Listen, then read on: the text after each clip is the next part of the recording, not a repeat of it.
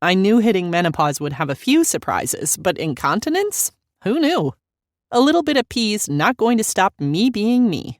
Tenna stylish black underwear. Discreet and 30% more absorbent than always discreet boutique underwear. Now available online and in-store at Walmart. Visit tenna.us/stylish to learn more. Kind to skin. Protects like Tenna. Based on standard absorbency testing versus always discreet boutique black underwear.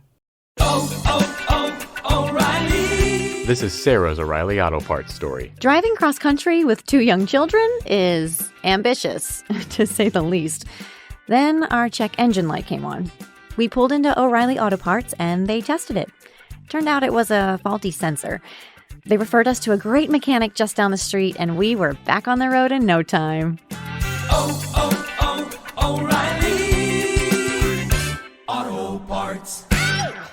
This podcast is a member of the Voices of Wrestling Podcasting Network. Visit voicesofwrestling.com to hear the rest of our great podcasts, as well as show reviews, columns, opinions, and updates across the world of wrestling.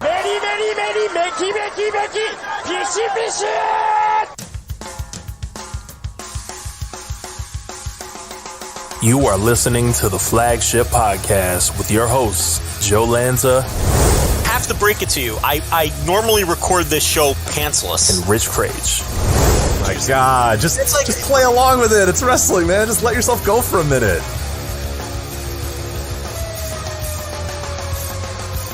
And we are live on the Flagship Podcast. I am Rich. He is Joe. Joe, how you feeling? You feeling better? Yeah, I'm feeling much better. You sound a lot better. You do not sound like absolute death like you did last night. So that's good. The power of Coke Z saw itself through. That's fantastic news.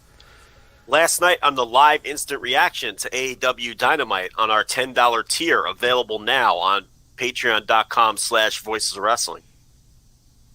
Good plug. Yes, that is where you sounded terrible. But no, you're doing all right. You sound better. You sound better. So what was the trick? Just a good night's sleep, 6 Coke Z's. What was it? What'd you do to turn this thing around here?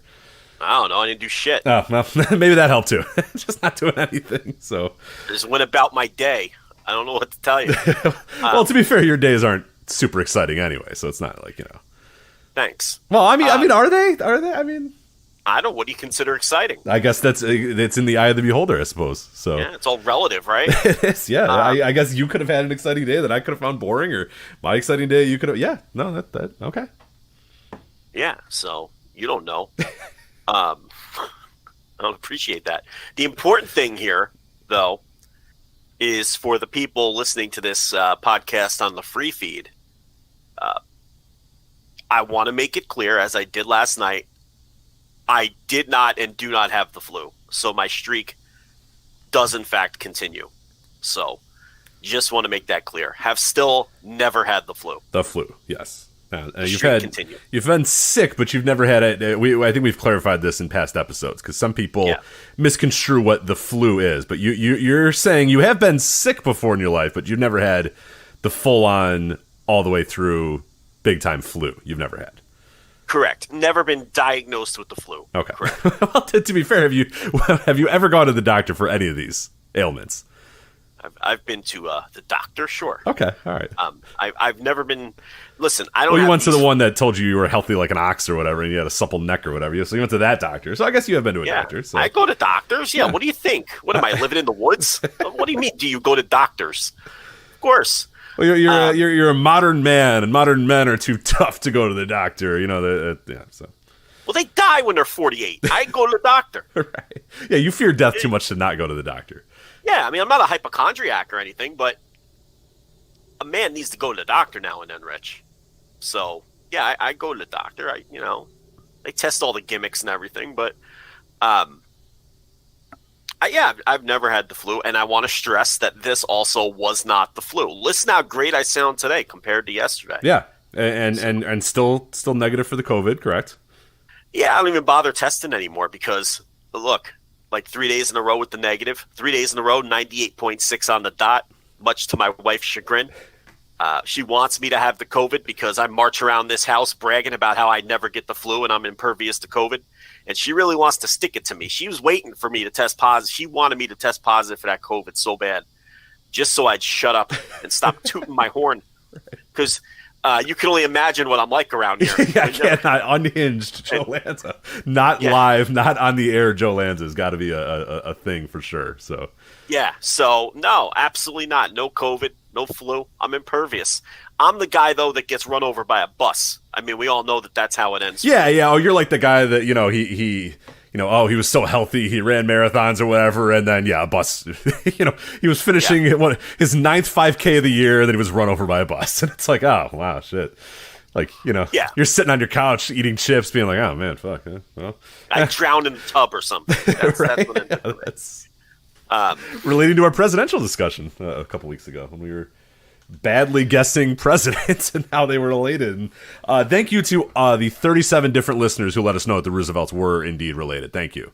All 37 of you. It was all because when the 35th person said, I was like, I wish a couple more people would let me know. And then the 37th person came in and I was like, okay, got it now. Now I got it. Yeah. When you're in a chat or a Discord or something and 7 other people have already answered, it's a good idea if you answer too, just in case. Just in case I didn't see those. Yeah. Right, because you got to make sure. So we appreciate the diligence that some of you, the Swink has when he's in that chat room to make sure that. Who am I kidding? That guy's always first. He's never 9th. But I was gonna say him and Andrew Rich are battling for corrections first or clarifications, I should say. A lot of them are more clarifications than corrections, but. And that tends to be what it is. We don't get a whole lot of corrections. We get a lot of clarifications. It's which is weird because like some people get like they're really scared of getting something wrong, and then people are going to tell you that hey, you're wrong or whatever. We don't necessarily get that. We just like ask a question and then 77 people answer that question for us all at once, and it's like, all right, we got it. Or we're a little slow to figure something out, and by the time we have figured it out, the people in the chat room don't know that we figured it out. And then all of a sudden in the chat room, the No-Dope chat room, I just see thousands of messages about like, it's this. And I'm like, okay, we got it. So sometimes you'll see me in caps in the chat room go like, we got it. It's Joey Janela. Don't tell us. We know. We got it. Like, yeah. Because they don't know in like a minute we're going to get it, but they don't know that. So it's they're a few seconds behind. They're like 30 seconds behind or something. The people listening live, it's not really live. They're like 30 seconds behind. So yeah, that's what happens. They're on a little bit of a delay, and then they start answering questions that we've already figured out. Yeah, and Rich drives Rich crazy.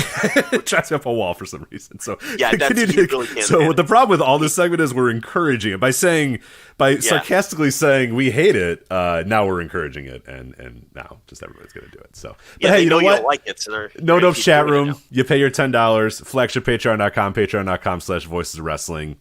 Knock yourself out. You pay the $10. You can annoy Rich. You can annoy me, yes. So we got to get into the Super Chats gimmick one of these days. There's big money in that. But do we, though? No, we don't. Not actually. We don't have to do that. I find those pretty horrific, actually. So because here's the problem. Then you're obligated to read it. Right. We got to be like, all right, Dumbledore 23 says, Lanza, you suck. Like, all right, thank you, Dumbledore 23 for the super chat. Then we have like ding, ding, ding. We have like dumb bells and shit that go off. Like, yeah. Then we have the another super chat. It's one's from Fuckface18. All right, what do you got to say, Fuckface18? Yeah, Fuckface18. Yeah. We got to read those dope. We got to display it on the video and stuff. Yeah, no, I don't. Got to read whatever dumb question Joker Da Silva has for us. Right. I mean, who are your top 5 favorite New Japan wrestlers? Right, and book the next 8 months of the AEW World Title. No, right. I don't want to. But because the dope paid $50 for it, right? I mean, all right, we'll take your money, Joker. There's a financial obligation tied to that now, so it's like. I don't know. For now, there's food on the table. Right? Yeah, we might get there. I never say never, but for now, yeah, we'll go super chatless for now. But anyway, all right. Let's. We got a lot to get to today on this show. This might be an abbreviated show. We're gonna see where Joe's voice goes, and I know. I say that, and it's gonna be an overrun. I know. We're gonna try. I'm gonna earnestly try to make this a shorter show, but we'll see. First of all, I told Rich I don't need it to be a shorter show because I come to work. Number two, he's telling me off the air, I think we'll probably go about 90 minutes tonight. And I'm like, who are you kidding? I said 2. To be fair, I said 2 hours. When does that ever happen that way? Especially when we did an instant reaction live for a 2-hour show that went an hour and 45 minutes. Yeah. Like, who are you kidding right now? You're like, oh, we don't have much. I'm like, look at the run sheet. That's a typical run sheet, number one. I mean, the NWA part we could probably get done pretty quick. But then again, there's 23 matches, so maybe not. So yeah. Hold on a second. I didn't binge watch season 9 of Power. Nobody told you to do that. To rush through a segment. Well, I have, that's good because I have questions, Joe, and I hope that you can answer many of those questions, including who or what is Sal the Pal. So those and all those questions and more answered very shortly here as we preview the gigantic NWA 74th anniversary weekend, which is coming up here. 23 matches, 13 matches on night 1, 10 matches on night 2, a fully loaded weekend for the National Wrestling Alliance. So we are going to cover that a little bit later, preview that. Stardom New Japan, the historic crossover show coming up November 20th. So we'll talk a little bit about that as we have some matches announced, and of course we'll know about the IWGP Women's Champion that will be crowned at that event. So we'll cover that as well. RevPro 10-year anniversary. They did 2 shows this weekend, August 20th, August 21st. We watched both of them, so we'll talk about those shows, review them. 2 more high-profile Will Ospreay matches. We'll see how that was, and some other stuff about RevPro, and including, I think, then we'll do a nice little segment. I think at that time about I think Will Ospreay's quote at the end, talking about the recently released guys and the recently released NXT UK guys and his sort of stuff, and where RevPro stands in the marketplace and stuff. So there's some fun stuff to talk about there in the British scene going on. But obviously the big news is going to be the AEW Dynamite fallout from last night. An insane, newsworthy show. We reviewed it in detail last night on Instant Reaction Live. Again, flagshippatreon.com for those of you that want to listen to it. $10 tier. You can listen to the audio recap or rewatch the video that we did. It's not our faces. It's just us doing audio as well, but it is on YouTube for that. But that was last night.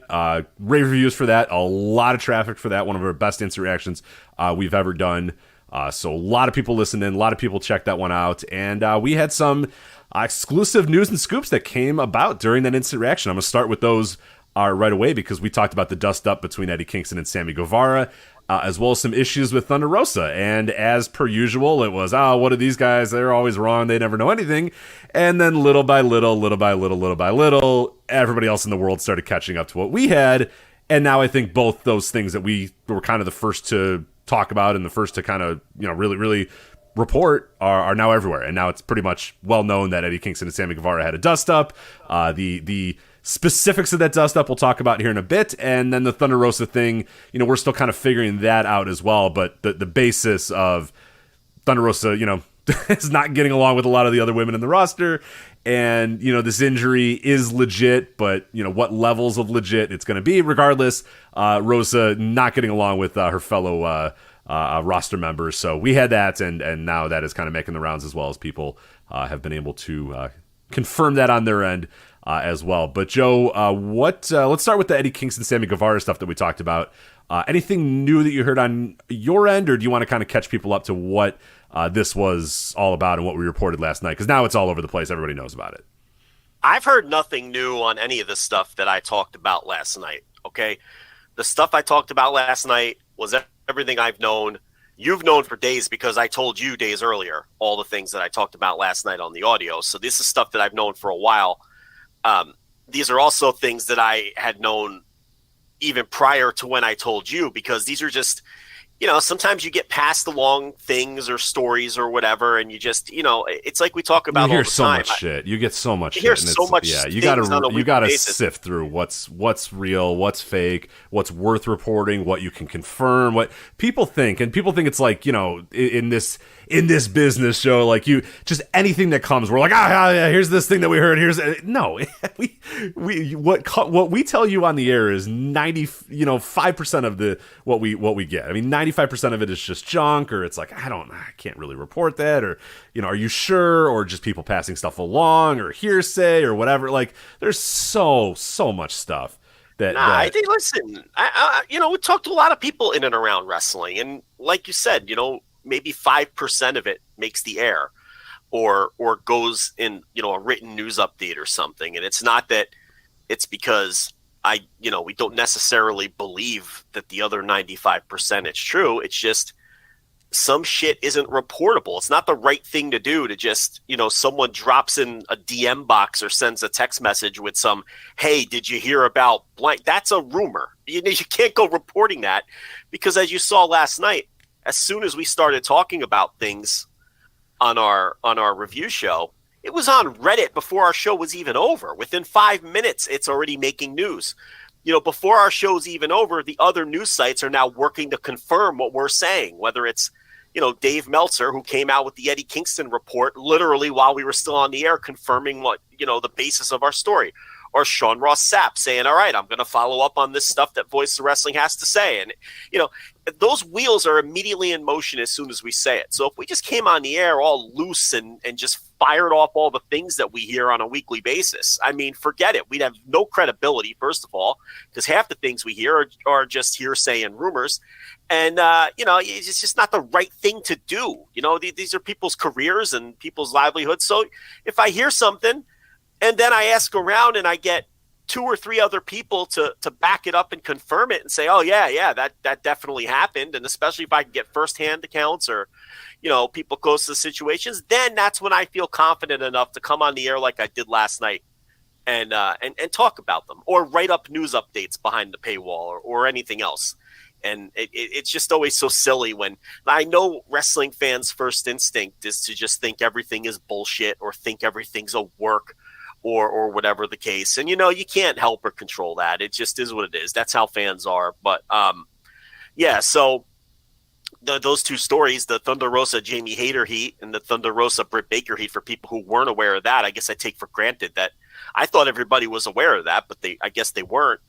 And then the Sammy Eddie thing, I mean, those were things that I had been told, going back weeks in some cases, and with the Baker Thunder Rosa thing going back in years. I mean, from their, they haven't liked each other for a long, long time. But, then you get it confirmed, and then you feel comfortable putting it out there. And then, last night in particular, and even last week too, with the Punk Hangman, closed door meeting and all of that, it was the same thing. I felt confident enough to put it out there, and then, the other major outlets all quickly did their own homework and confirmed it and backed it up on their ends. And that's the same thing that happened last night. So, so, I mean, I don't have anything new, but some of the other outlets do have some new information. I know a couple different outlets got direct quotes from Eddie Kingston, basically admitting that, I did something that I was in fact suspended, which we broke last night. And I did fuck up and do something. I'm paraphrasing, but he basically said he did something stupid and he deserves it. And, when the details come out, he said, I'll let people judge the way they're going to judge. Yeah, so this is exactly the quote. This PW Insider had this from Eddie, directly a quote from Eddie that says, the truth. I wouldn't lie. I was wrong for being unprofessional. That is the blind fact. He did what he did, and the public can judge that, but I know for a fact I was wrong. Yeah, so there you go. We got who that came from PW Insider? That's PW Insider, yes. Yeah. So he got a quote from Mike Johnson. And then Guevara gave a quote to Fightful. And, I like what Guevara did here, because not only did he give a long, detailed quote to Fightful, he demanded what's the exact verbiage? So the one that I'm seeing took it. Let me see if I can find what it was. But he was like, he wanted to quote it exactly like this. Yes. Exactly in his name, exactly like this. I forget exactly what the terminology was. So I'll try to find it. He gave the quote to Fightful, and he requested that it read as is with no changes or edit, and he put his name on it. And you know what? I respect that. None of this. I'll discuss this, off the record. I'll discuss this, but you can't put my name on it, because pro wrestling is such a closed society, and that's a big problem. And I like the way Kingston and Guevara handled this today. Mm-hmm. They just put quotes out, put their names on them. Okay, why can't we all be adults in this business and speak to the media like adults and put our names on it? And I know it's not always the wrestler's faults, because The people running things like it to be a closed society. And they learned from their trainers, and it's just wrestling has always been this way. Well, I mean, quite literally the day before these guys released this thing, they had a closed-door meeting where they said, hey, stop talking to the sheets, essentially. The same day. Yeah, the same day. Yeah, that day, hours before, they had a meeting with everybody involved that said, don't talk to these people. You know what I mean? Talk to me. Don't talk to these people. Now, to be fair, I didn't see any reports that the meeting got into that sort of stuff, but we all know that all the back turmoil is a big reason why they called the meeting. So I forget the exact quotes, but I think Jericho flat out said, my door is always open. Talk to me if you need. Like there were weird paraphrase articles out there. I don't know the exact verbiage was don't talk to Sean Ross Sapp or whatever, but it seemed to be, hey, our doors are always open. So instead of doing stuff through different channels, just talk to us, talk to me, talk to Kenny, talk to the Bucks, talk to Jericho, talk to whoever, and we'll be able to, and Punk kind of said the same thing too. He didn't say it as a part of the meeting, but he kind of just said, I wish, more people would just, not talk to these people. And so, regardless, the timing of it was pretty, but here's the Guevara statement, and the exact verbiage that he used was Guevara requested to be quoted directly on the matter. So this is him just saying, here's what I'm writing, post this, Well, he's protecting himself, too, because he wants his thoughts out there the way he wants them conveyed. Yep. For better or worse. And, worse might be the case here, because, so, quote, Eddie did not mention to me or the coaches or Tony Khan or anybody in AEW what he didn't want said. I cut a promo on Eddie, insulting Eddie and the fans as a heel. I see what people say online about Eddie and his appearance, which anybody who legitimately shames Eddie for how he looks can go to hell. It's the same people who shame me for being too small. But Eddie did not do the professional thing and communicate to me. If he did, I never would have said it, because the last thing I want to do is hurt someone for real. So after the promo, I get to the back and Eddie is flipping out, yelling, "You can't call me fat," over and over as I'm trying to walk down the stairs in Gorilla, making a big scene. I know this isn't Eddie's first time being aggressive and getting out of control backstage. I know he had to do some kind of anger management after this whole thing. So, we quoted it. Eddie's was, hey, man, I did wrong. My fault. I shouldn't have done it.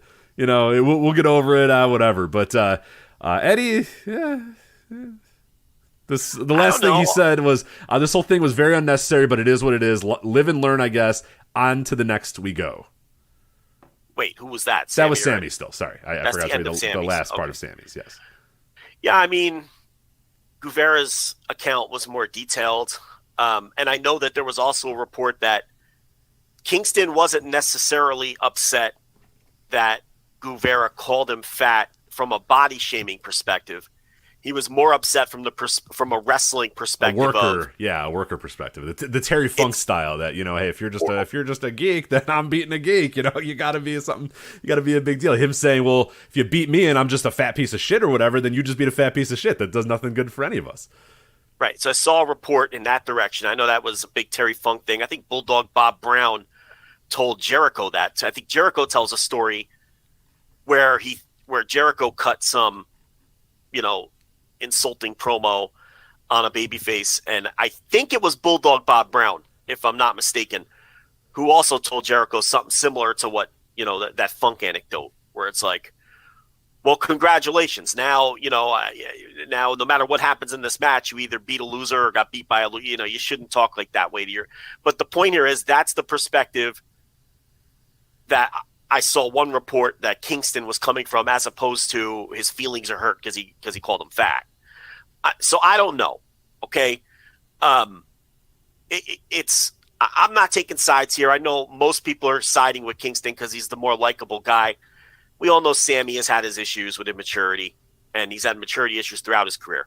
Listeners to this show know, because we've been talking about Sammy Guevara since he was 18 years old. Yeah. Okay. And the issues that he had on the independents in Texas, and saying and doing stupid things and getting, he got blackballed from independent wrestling in Texas for a year at one point early in his career for maturity issues. And now he's like almost 30 years old, and there's still issues there. So it's easy to take Eddie's side. Based on how Guevara lays it out, I don't see a lot of major issues there. Now, there's some passive-aggressive sniping, to be sure. These two men aren't going to be breaking bread, I don't think, and hanging out and going out to dinner and having beers. But the bottom line is you can't put your hands on somebody. I mean, that's, you can't, a guy comes through the curtain, you can't go putting your hands in his face. I mean, you can't do that. And, it seems as though that's why Kingston was suspended. Does Sammy have a rep of being a little shit? Yeah, he does. I mean, it'd be disingenuous to say otherwise. So does your rep and do what maybe other past incidences or just these two guys not really being huge fans of each other play into what happened here? Probably. So I was just pleased and surprised that these guys put out quotes and put their names on them. I think that's a huge step in the right direction. There's not enough of that in pro wrestling.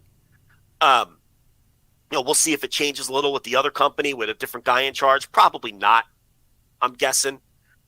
But yeah, I don't know. Look, it's pro wrestling and these kind of things happen. And, it came out later that the fat fuck comment or fat piece of shit used, yeah, was actually in a promo that ended up not airing. It wasn't a face-to-face thing. And we didn't report the fat piece of shit part. That didn't come from us. I had heard that, but I didn't feel that was reportable because I didn't hear it from anybody in the locker room. And I didn't feel it would have been, but that came out after we talked about it. And then it came out, and then a video surfaced of the promo where Sammy said it that ultimately ended up not airing. So I wasn't even aware that it was in a promo. I was just told, 2 weeks ago or whatever, a week and a half ago, that he called him a fat piece of shit. But that part I wasn't willing to put out there. If I would have known it had been in a promo, I would have been far more comfortable putting that piece out there. But it all came out anyway.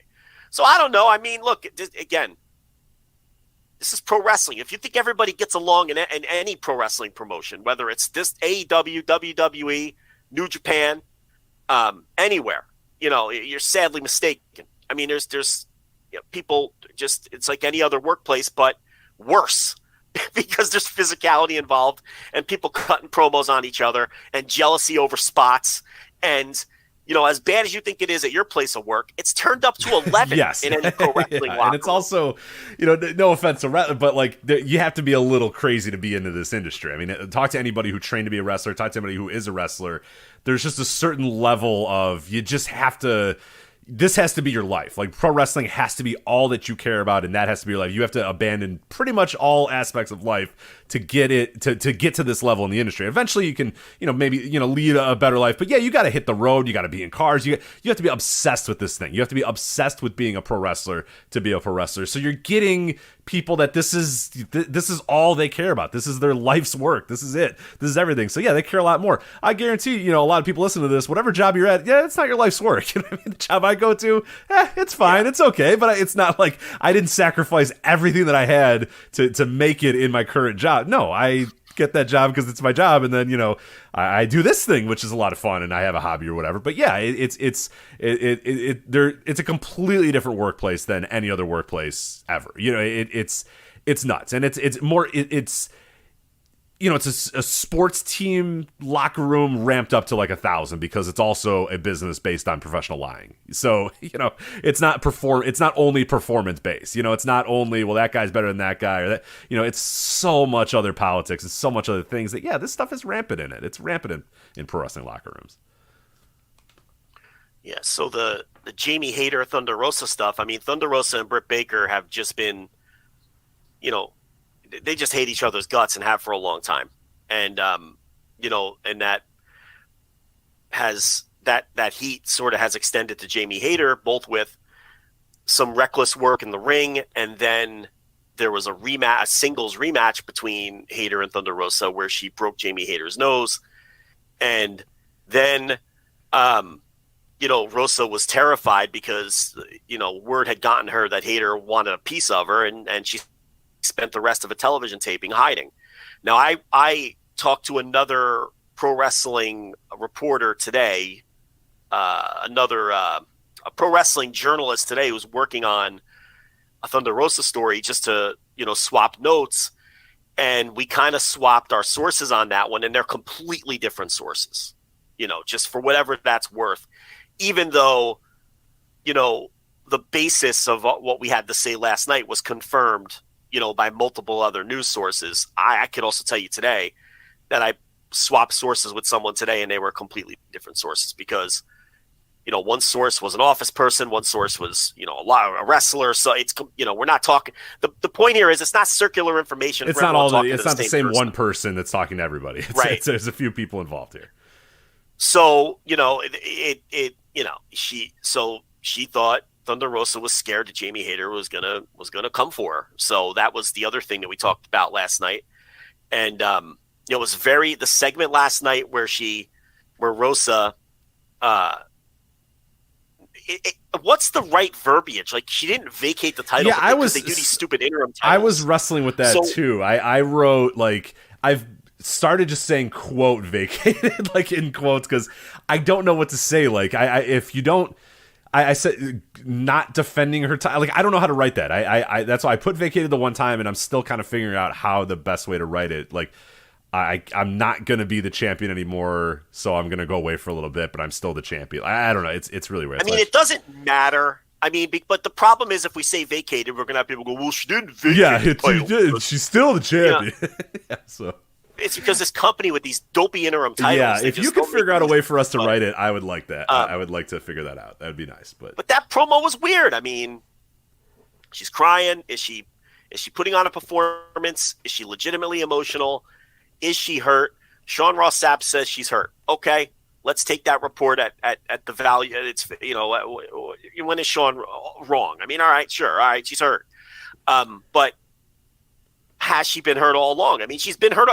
There's been times where, during this whole title reign, she's been quote unquote hurt. But now all of a sudden, this was in February and March. We heard about the same injury. Or I don't know if they're I've seen different stuff on this. Yeah, I don't know if it's the same injury. I've seen some people say, "Oh, this is the same thing," but I don't know if that's actually been truthfully reported by people or whatever. But she's had issues with her back for a long time, since February or March, where she was missing shows here and there, missing different dates, doing different things like that. I know, and again, like you start looking back at some history and you go, well, okay, there's some points over time that have been a little weird. That how much was injury and how much were other things? Because I know personally from living in Chicago that she was the Warrior Wrestling Women's Champion, and she dropped that title without losing a match. She couldn't defend it for whatever reason, and she was there at the show. She did commentary, and then another match was announced, and the winner of that match was the champion. So it's like, that was another case where she didn't technically lose the title. But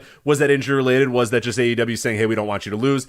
I don't know exactly what that was, but there's been weirdness. Like, let's clearly, there's been weirdness going on with Thunder in AEW with other women in the roster. There's been weird things. You can go, because then after this report started coming out and there was a lot of people saying, "No, it can't be true. There's no way." Then people started going back and watching old Britt Baker promos and old, Jamie Hayter promos and old things. And there was a lot of stuff that was kind of weird. If you didn't think that those people despised or hated each other, there was enough evidence that could kind of come out, or enough could be, you could watch one of these promos and go, okay, something's weird here. Every time that her name is mentioned, there's a weird face being made. Jamie Hayter's pointing to her fist at one point, which again, they're wrestlers, that could be a thing. But there was so many weird things that it was like, yeah, but there was so much smoke, and then it seemed like there was some fire there. So I still don't know. Maybe it's a real injury, maybe it's not. I have no reason to believe that Sean would be lying about that. I've seen a few other people say that it's a legit injury. Okay, that's fine. What? I don't know if it flared up or she just decided, okay, I've been working with this injury for so long and now I need to take some time off. I have no idea. No clue. But without question, last night was weird as fuck. It was weird as hell. And we talked about it too, that Britt Baker felt like a new woman on that show. She felt like somebody who, whether it was just knowing that she's on the path towards the AEW title again or whatever it was, there definitely felt to be Thunder Rosa having a weird segment, and then followed by Britt Baker having a segment where she felt like she definitely a lot of confidence from Britt Baker in that segment. She felt like Britt Baker for the first time in a very, very long amount of time. So I don't know what that means. I don't know if you can put those two and two together, but that's what I'm doing. It could be a number of things. It could be the injury has gotten untenable for her and she can't work on the injury anymore. It could be she just needs a mental break with everything that's going on and all of the tension, and the kayfabe reason is the legitimate injury, so to speak. It could be there could be something going on behind the scenes, and maybe Tony Khan just wanted to get her out of the locker room for a while. It could be that, there's a lot of suspensions that people don't hear about, which last night was just proven again when we broke the Kingston thing. Maybe she's suspended, and this is the way that it could be. A number of things. I don't know what it is, but it was weird, and it came out of left field, and it was a change to the all-out card. So something happened. We just don't know what it is yet, and I don't think any other outlet has reported what the true story is or what the real story is behind that. Beyond, yes, she's legitimately hurt, but we all knew that already. So I don't know. Who knows? But, I have to question if you know that these people all have massive heat with each other, maybe not stop booking them against one another. I mean, I understand that there seems to be this weird. This company seems to really like the hey, let's put real tension into these story, but it usually doesn't go well. So maybe don't do that anymore. It doesn't. Yeah, I get that Britt and Thunder Rosa have had many matches, and they don't like each other, but they're pros in the ring. But I think you're just asking for trouble. I mean, they've been feuding for like 2 years with the knowledge that they don't like each other. Now you got Thunder Rosa in there mixing it up with Jamie Hayter. And now Hayter doesn't like her either because she felt like she worked too stiff and then injured her in a sec. Maybe put these people in different programs at this point. But maybe that's look, she was going to face Thunder Rosa was going to face Toni Storm at the pay-per-view, to be fair. And I think I saw a report from Fightful that Toni Storm was going to win the title in that match. It was the original plan. Right. So, to be fair, maybe Khan did finally, Toni Storm beats Thunder Rosa, you get Thunder Rosa out of here, and then you put Toni Storm in a program with Baker and Hayter if you want, right? I mean, so I don't know. I don't know what the follow-up to Toni Storm beating Thunder Rosa would have been. There's a lot of instances in AEW where a champion loses and they hit the bricks for a while. I mean, that seems to be a lot of Tony Khan's booking patterns.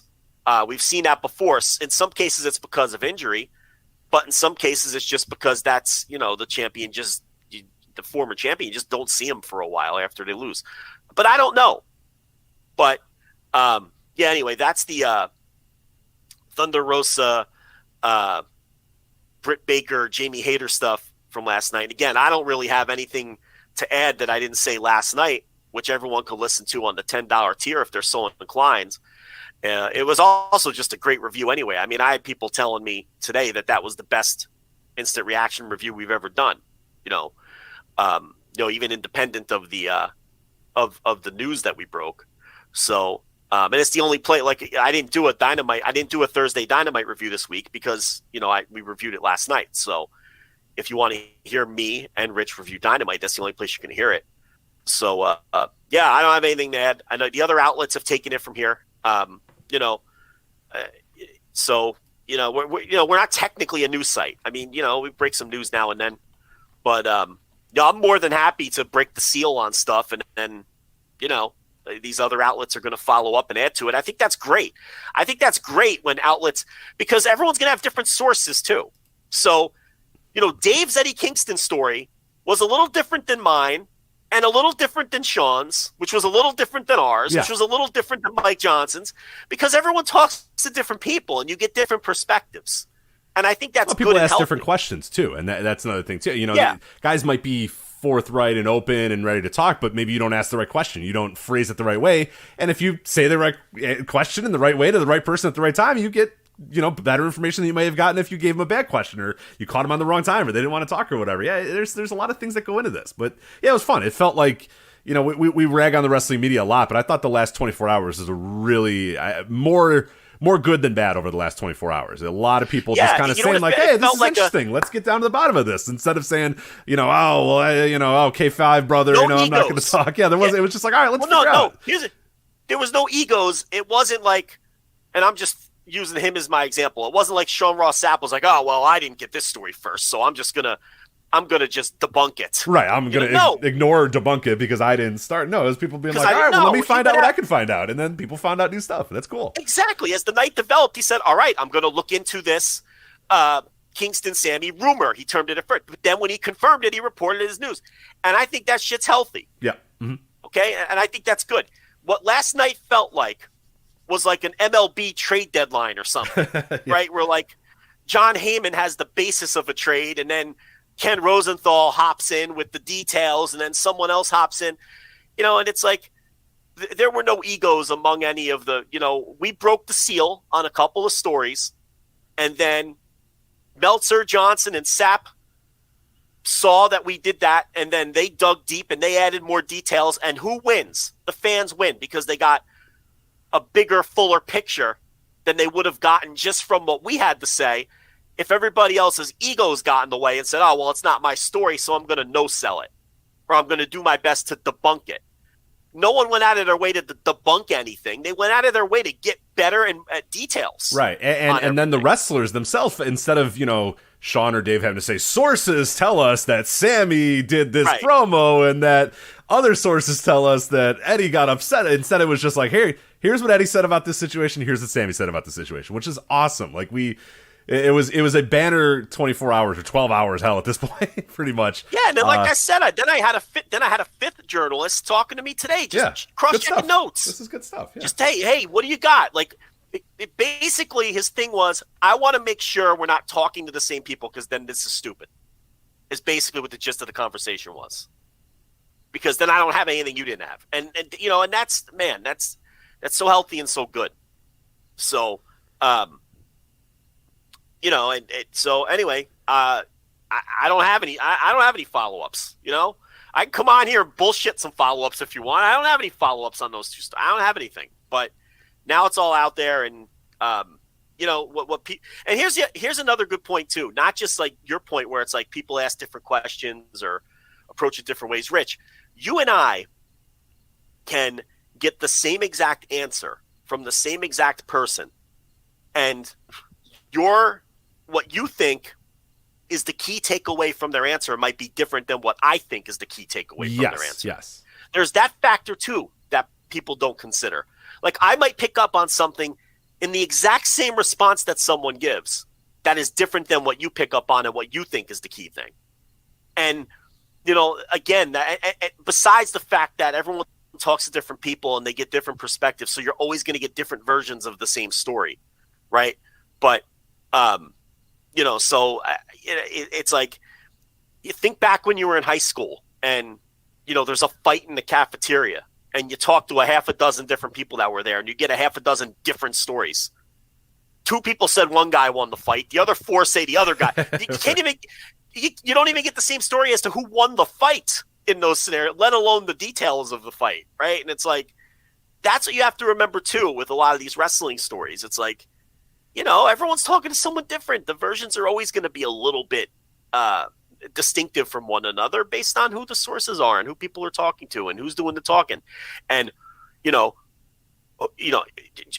Sammy, and just to use the story as an example, I'm not saying this was the case, but with Sammy and Eddie, if I talk to somebody who's tight with Eddie and someone else talks to somebody who's tight, and someone else talks to Ty Conti, what kind of different, the versions are going to be drastically different of what you get to. So you also have to consider, okay, who's my source here? What's their background? Who do they roll with? And, that's hard to parse out too when you're deciding what to say and how to say it and what information to share with people. So, it's a lot harder than people think. It's a lot deeper than just tossing every unconfirmed rumor that we ever hear out there for people to chew on, which would be completely irresponsible. And I'm not even we're not even journalists. And we think that's completely irresponsible. No one's holding us to a journalistic standard. You and I, we're 2 dopes who come on here and, Dopes is right. Absolutely right on that one. But there's still a responsibility there. And so anyway, I don't know. I don't even know what I'm talking about anymore. So that was we got to talk about this rating from last night. Yeah. Let me get this from WrestleNomics. AEW Dynamite last night on TBS was watched by 1,000,000, 1.04 million viewers on average, including 444,000 aged 18 to 49 for a .34 18 to 49 rating. This was Dynamite's highest 18 to 49 viewership since July 6th, and its highest total viewership since February 9th, 2022. Compared to last week, Dynamite was up 10% in total viewership, and among viewers 18 to 49, viewership was up 15%. Dynamite ranked number 1 in 18 to 49 among cable originals for the day, including broadcast primetime. It ranked number 6. So, what do you make of that number? That's right about where we said. I think we said they would be really happy with .34 or .35. They got .34. I think they're probably still pretty happy. We were saying that .4, .5, that was insane. That's 30% growth, that was not going to happen. I mean, that would have been very good. Everybody would be popping a lot of champagne in that place if that was the case. But they ended up having what I thought, that's a pretty good rating. Did I think it maybe was going to do a little bit better? Yeah, maybe. But I think those are encouraging numbers, I'd say. So last night I predicted a .35, like you said, and I based that on 17% growth on the prior week where they did the .3. Because what I did was I looked at the past big-time title matches that they did on TV, whether it was the first Hangman Page versus Bryan Danielson, or whether it was Jericho Mox from a few weeks ago, or even the CM Punk MJF match that they did on TV, or so I looked at big pay-per-view main event quality matches that they've done on TV, and they've really done a number of them. They did 2 Bryan Danielson Hangman Page matches on free TV, and this idea that the show was just going to jump from a .3 to a .4 simply wasn't realistic. They weren't going to do a 25 percent increase because there was no precedent for that. Okay, so I figured a 17% increase when they had never even done a 20% increase based on a match. Okay, was aggressive. So that's why my prediction was if they do .35, they're going to be fucking thrilled. That's going to be an incredible number because it's going to represent one of the biggest growths from a percentage basis that that doing a big time match on television will have given them in their history. Okay, so they did the .34 and they did over 1 million viewers. So they did 15% increase over last week in the demo. They won the demo .34 to .22, so they crushed everything else on cable, and they did their highest total viewership since February. So anybody who tells you that this number wasn't a massive success simply doesn't know what they're talking about.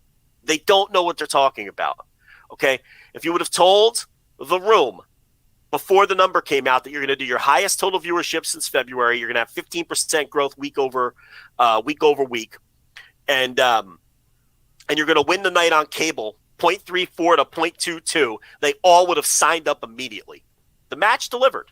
It was a hot match, and the rating confirmed that. Our talk, Rich, last week was we'll see how hot this match really is. It feels hot, but the numbers don't lie. Well, the numbers came in, and the match absolutely delivered. So I thought this was kind of interesting as well. I don't know if you saw this, but AEW released a video of the full match on their YouTube channel. Did you see this? No, I did not. Yeah, so the full match is up there. If you want to see it, it's an 8-minute video. As of right now, 1.3 million views from the video last night. So that's an interesting strategy too, that they just released the whole video. They thought it was worthy enough to put up the entire match. So every second of it's there, and that's 1.3 million after less than 24 hours. Pretty good, I think. Let me see where that is compared to their most popular video. So they've got some. I mean, they have like 43 million views on some videos. It's getting there. It's climbing up the ladder. It looks like it's in the top 50 at least of AEW videos all time. So we'll see. But that's pretty interesting after just a couple just a couple of hours or 12 hours or whatever. As far as other full matches they put on or full segments on Dynamite, I don't recall a lot that have gone on there, like full matches. So that's another interesting thing as well, to decide that that was worth doing, to put it up fully on YouTube. So there you go. Yeah, no, I think that's a good idea too, but I'm getting some DMs. I'm debating whether to do this on air. See, people, you're seeing what's going on. I mean, I think they're listening, is what it is. Rich, well, I tell you, they're all listening, buddy. Hello, people. I'll think about it. All right, you can DM me independently if you'd like as well. Here's the thing: the information is not going anywhere. What's the rush? Let's think it through. No, yeah, but this I don't want to derail because I really want to talk about these ratings. No, so I do think it was a successful number, and when you look at the quarter hours, which Brandon Thurston also had. Yes, yeah, let's do that. No, I've got him. Okay, you got him. Yeah, go ahead. The point I wanted to make on the specifically on the Mox Punk match was the match was only 3 minutes and change long, and the entire segment, you remember from start to finish, did not eat the entire quarter hour. Okay. Oh, actually, it did. John Moxley versus CM Punk. Oh no, it did not. Yeah, okay? It was only 15. Yeah, it was only 15 minutes of it. The Christian Cage pre-tape promo. Right. Oh yeah. Right. That was part of it too. Right. So here's my point. That quarter hour spiked to obviously a show high 1.198 million viewers. Okay, so a shade under 1.2 million viewers for that quarter. Now, the match itself was only 3 minutes long, and, intros to outro for the match didn't even take up the whole 15 minutes. So you have to think the Christian promo dragged down the quarter to some extent, and you have to think the 3 minutes of the match is where it peaked. So if you looked at the minute by minutes, the match itself undoubtedly did over 1.2 million viewers, possibly even more than that for the 3 minutes that the match was active. So if they were simply chasing the biggest rating possible, if this was a desperate company, fearful of their television contract, they knew this was a huge match that was going to draw between 1.2 and 1.3 million viewers, which was going to be one of the biggest matches that they've ever put on television, and the viewership bears that out. They would have had them do a 20 or 30-minute match because that would have dragged the average of the show up exponentially. Oh, yeah. If they were smart, they would have had them stall for 15 minutes. That could have taken up a whole half hour. It could have taken up 45 minutes. They could have had the whole second hour could have been much, much higher rated. No, what I'm saying is they could have just had a regular 30-minute match. Right. If the goal was just to inflate the rating. But I'm just saying if like they couldn't and they didn't want to do that, they wanted to make. There was ways that they could have just made this same style of a match take a lot longer than it did, and they didn't. Or like you said, they just say, "Here, you got 35 minutes. Go out there and kill it, guys." No, but instead they gave them 11 minutes from entrances to whatever it was. Right.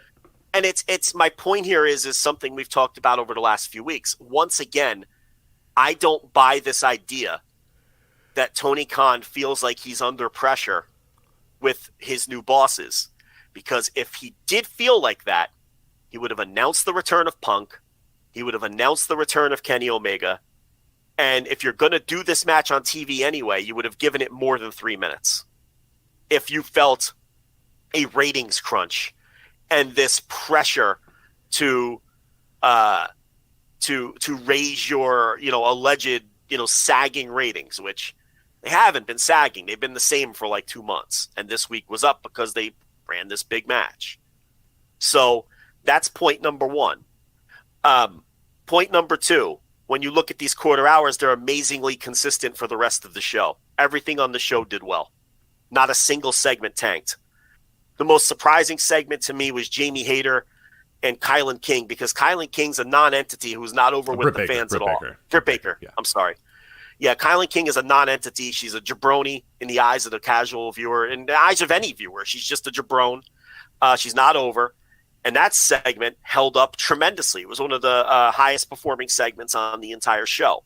So you have to credit Britt Baker big time for that, because it certainly wasn't Kylan King, whatever that is. Okay, it was Britt Baker that carried that. Okay, and Britt lobbied to get herself put in the first hour a few weeks ago, and the segment didn't do well at all.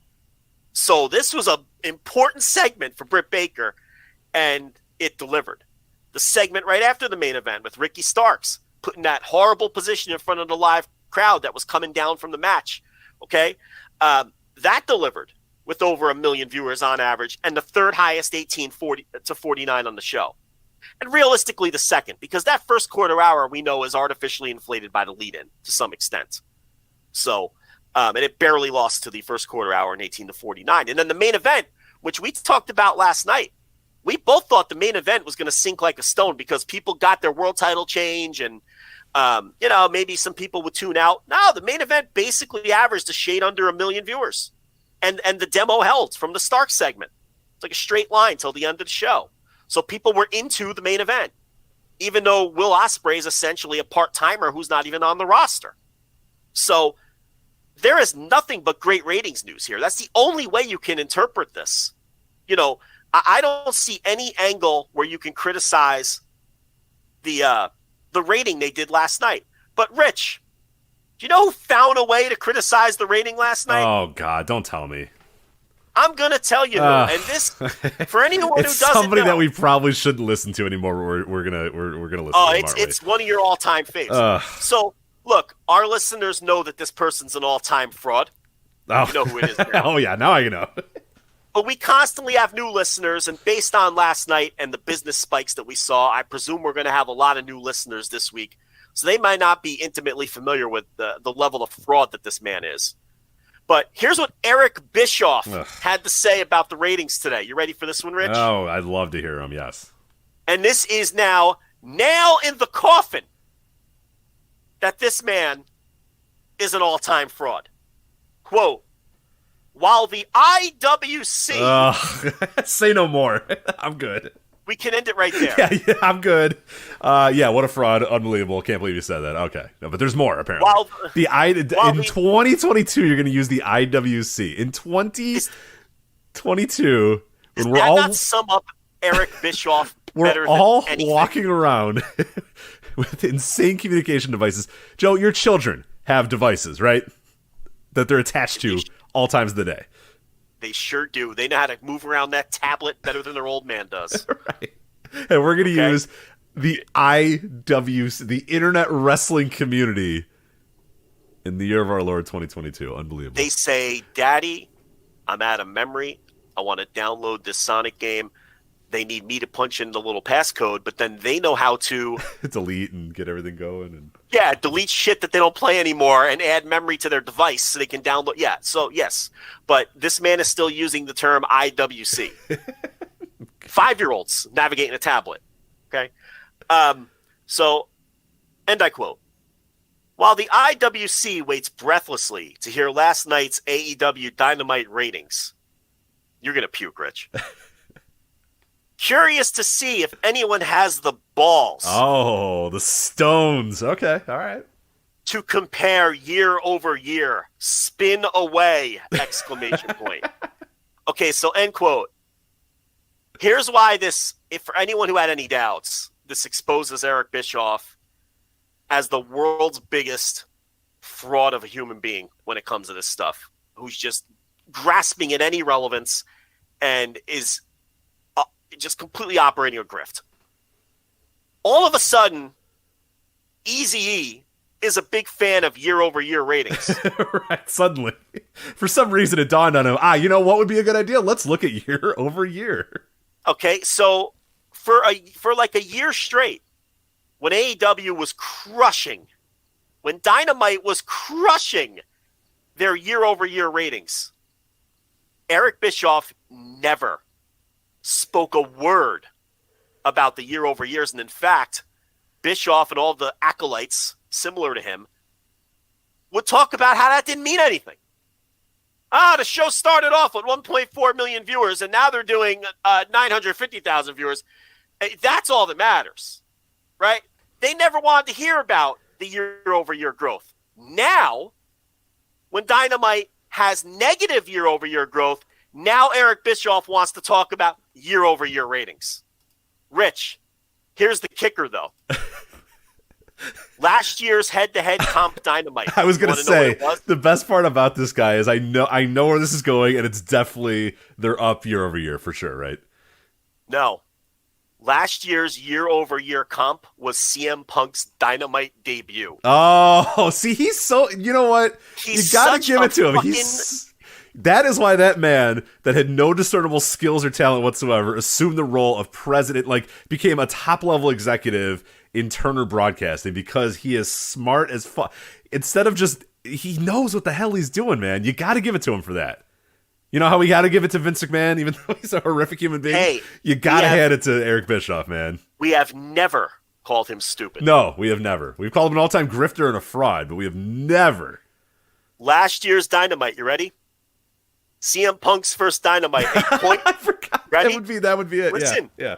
A .48 in the 18 to 49 and 1.172 million viewers. So he's doing cheeseboard guy thing where you look at Rampage and go, what's going on with Rampage? You know? So do you think it's a little convenient that the first time ever that Eric Bischoff wants to tell people and direct them to year-over-year ratings that it's this week?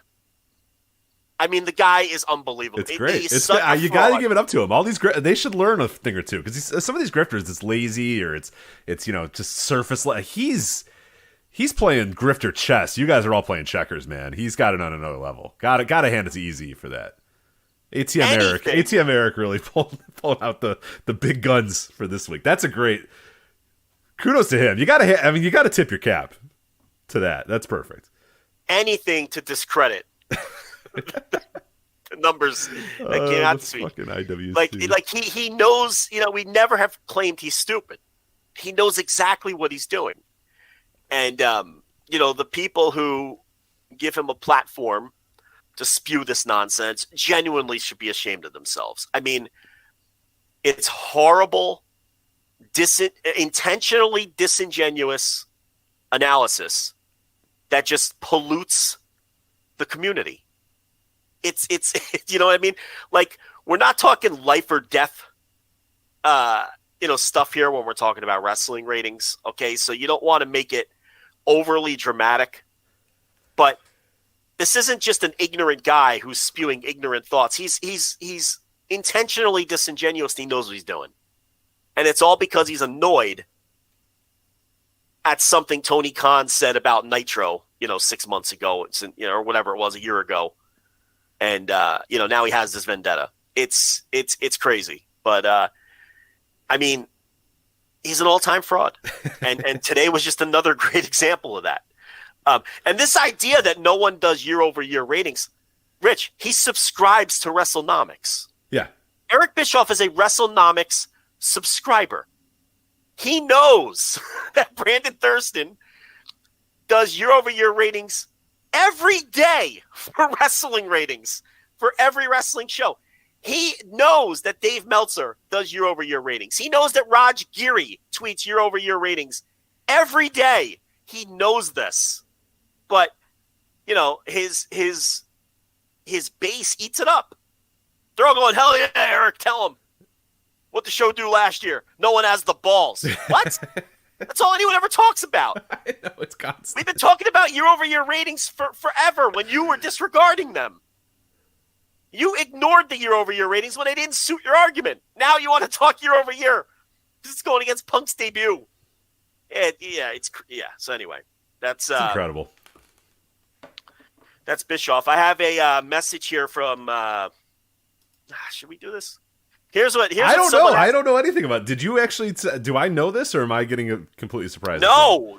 I got this on my phone while we're doing the show, because obviously they're fucking listening. I don't know. I am told that here's a quote. Thunder Rosa's injury is because she doesn't want to lose. Ooh, is the exact quote. Spicy. Okay. She's hurt people. Spicy. Okay. Well.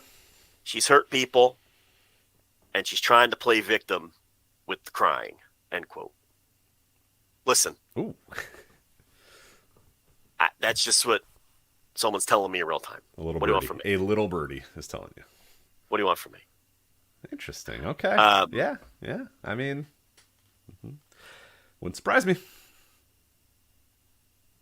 Oh, I got some more stuff. Look at this. I can't. This I can't give you. This is from a friend of mine who's working on some of these stories, and you'll see these quotes in good time. These I can't give you, but okay. Well, who are they in relation to? All the stuff we've been talking about. Okay, all right. Thunder Rosa and just some of the. Wow. Yeah. Pro wrestling. I'll tell you this.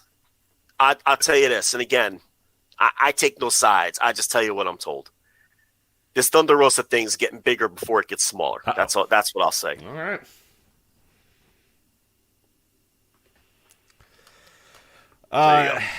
Yeah, that's fun. So anyway, what's your take on the now the rating? Well, I think it's. I mean, look at a year-over-year show. It's something's wrong with this company, man. That's all I got to say. So I'm actually with Eric. I'm with Easy AE on this one. So.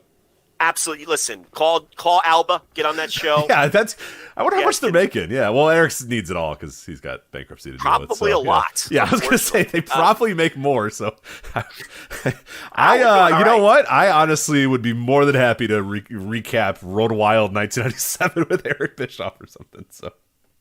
I mean, here am I. I'm a dope just sitting here reviewing fucking Bash at the Beaches by myself in my room after I go to work. Like, what am I doing? I'm an idiot. I get to be doing the same thing, but have Eric Bischoff tell me he doesn't remember, and then I can read a Meltzer quote.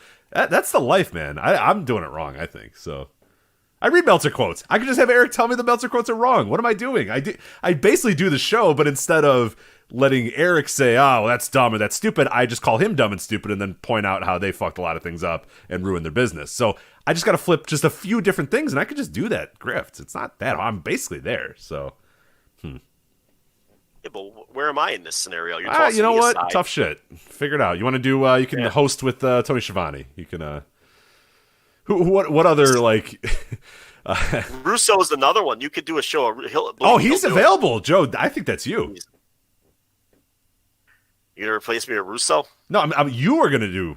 You and Russo are gonna do a show. I don't want to talk to Vince Russo. Listen, Vince Russo, the guy aside, can people handle that much New York, New Jersey? No, that'd be horrific. Yeah, and then also you guys are not even fans of like New York sports teams. It'd be even more annoying because you guys would be bitching and moaning about the San Francisco Giants and the Cincinnati Reds or whatever. Be like, what is this show? Like, he's a San Francisco Giants fan, isn't he? Yeah, that's kind of weird. Yeah, so you guys would be like, people would turn into the show thinking you guys are going to be bitching about the Yankees and the Mets, and then here you are, getting upset about your 49-win Cincinnati Reds or whatever. That's not going to. He's complaining about Joey Bart. Yeah, he's like, I don't know, bro.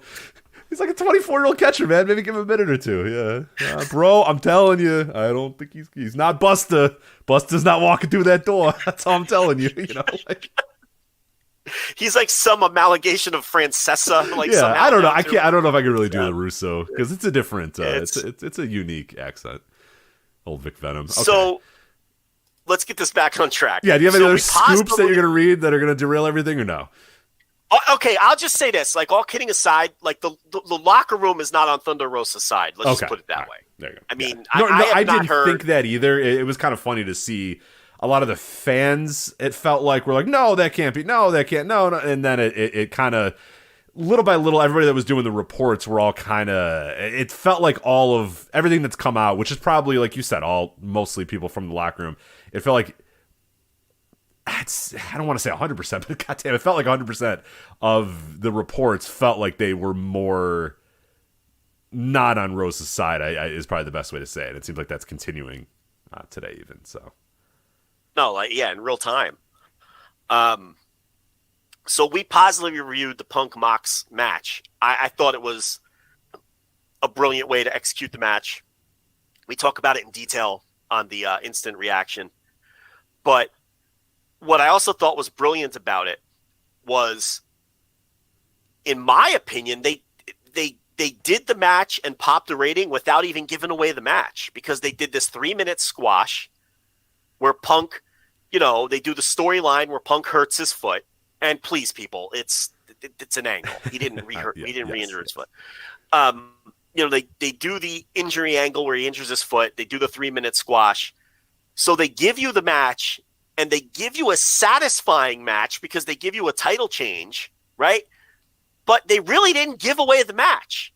Like, to me, there's still a thirst and a hunger to see these guys wrestle because they didn't give you a quote-unquote real match. So I think they got the best of both worlds out of this thing. And I think if they do a rematch on pay-per-view and Punk comes out and cuts another heel-leaning promo where he puts all the blame on his foot and he says he's feeling better and he can't wait to get Mox back in there and, Mox can't beat me if I'm whatever, they're going to cut much better promos than I can replicate here. Okay, I trust those guys to cut the promos. I think there's still money in that match. Like, I feel like they didn't burn off the match based on the way it played out. What's your take on that? Well, and I agree. Yeah, so I'm a little. I've been dubious that this match is happening again at All Out. It just, to me, I think with the way that they did this story, I would like, and this is just kind of me sort of speculating, or me kind of saying what I would prefer more than anything. And Dave Meltzer has said that the match is still on as far as he knows for the All Out main event, and I know a few other people report it, but it was mostly just people regurgitating what Dave said. So far, he's the only person that said it. AEW has not officially said anything. I haven't seen anybody else confirm that, yes, it is still on the docket for being the main event of All Out. But optically, I would like it not to be, because I think you can tell a really, really cool story there where if and when maybe Punk does come back a couple weeks later and maybe he is ready again. And I know that, like, yeah, you don't want to wait all the way till Full Gear in November, so maybe you do want to do it All Out. But I think there's ways that you can get around this story and there's ways and things that you can do. But I'm right with you that if it's Full Gear, hell, even if it's All Out, I don't love it happening in 10 days. But what I said, and I think I said this on the Instant Reaction, but if I didn't, I'll reiterate it here. Am I like super, super excited to see that match right now? I can't say that I'm super, super excited to see that match. Not the way I was a couple weeks ago. But if there's two guys that can talk me back into it, it's fucking CM Punk and Jon Moxley. All it takes is one CM Punk promo or one Jon Moxley promo for me to get all the way back in. And they can do that on Dynamite. They can do that in a week. They can absolutely do that. I think it's better stated, and I think it's better done to maybe hold off a little bit. Whatever you want to do at All Out, you can do something different at All Out. But then, yeah, when Punk can kind of come back and say, okay, now I'm ready to go, and now you're not going to beat me because of the foot and all that sort of stuff, and then you could truly have the match that we know that these guys can have. But no, I'm with you. I was not satiated. I was not saying, all right, well, that's Jon Moxley and CM Punk, and I'm good. I never need to see these guys again. No, I want to see these guys again. After that match, you want to see these guys again. The question for me, though, is do I want to see them in 10 days or do I want to let them kind of let this story play out a little bit? I think personally I would rather let them play it out a little bit. I'd rather let Punk go away for a little bit, come back and say, okay, now I'm healthy. You're not going to get the best of me this time. You're not, you got me when I was down, yada, yada, all that sort of stuff. And I think that is going to tell a much better story than if they just try to get it back in 10 days. But again, with that being said, it's these two dudes. They can get me back in 10 days if they need to. And I'm not going to be upset that I'm going to go live in the building and watch another CM Punk versus Jon Moxley match. That's fine with me. That is A-okay with me. I am more than happy to see that again. But just in the end, I think there's a lot of different directions they can go with this. And I think that is really cool. And that's great pro wrestling when you can do that. You have a lot of different things you can go. You can have, these guys face each other in 10 more days and Punk is healed up and he tapes his foot and he doesn't succumb to the injuries and he beats Jon Moxley in front of the Chicago crowd and yay, everybody's happy and yeah, CM Punk's got the title back or whatever.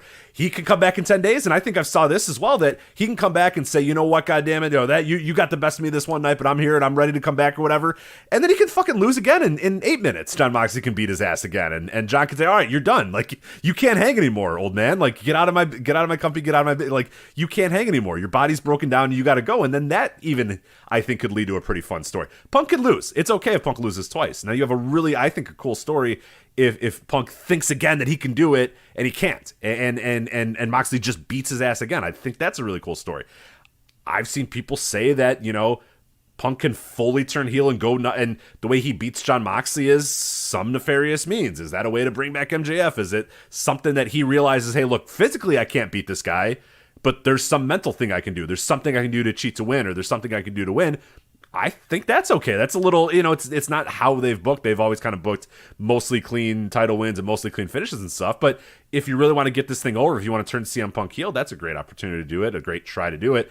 I don't know if it's going to work in Chicago, but hell, that's something you can do too. You can do like I said, where Punk goes away for 3, 4, or 5 weeks or whatever, comes back and says, all right, now I'm healthy, and you build for Full Gear or whatever if you want to. I think there's a lot of different ways to go with this. And I couldn't believe that I saw this show, and I don't know if you did too, that like people were genuinely like, oh man, Punk got squashed, or oh, Punk looked like, that was. I saw Finger Poke of Doom. I saw the fucking Finger Poke of Doom referenced way too many times last night. That was great pro wrestling what we saw last night. That was tremendous pro wrestling nerd shit wrestling that we saw yesterday. CM Punk is talking a big game, says he's ready to go. He's not ready to go, and Jon Moxley beats his ass. That is not a squash, and that is not a finger poke of doom. That is good pro wrestling. A man came back before he was ready, and the healthy guy that's been there the whole time, that's in tip-top shape, and is on top of his game, beat his ass. That's not a squash. That's not a finger poke of doom. It's not a punishment for CM Punk. There's so many things going on here, and it was just great pro wrestling. At the end of the day, I can't fathom what people were getting out of that segment other than, wow, this is really cool, and wow, there's a lot of different directions we can go from this now.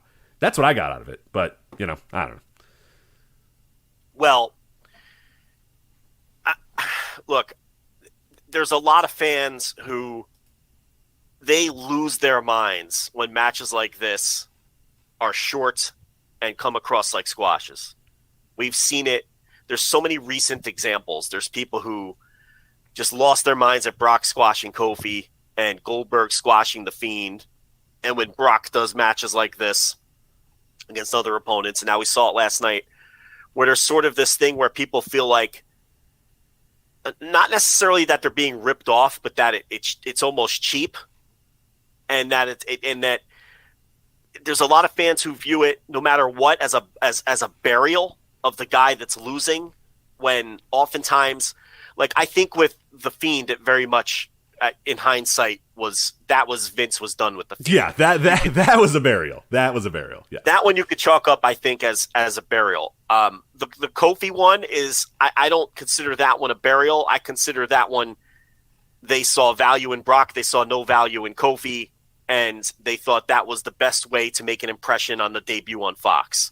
Kofi was treated well in the aftermath.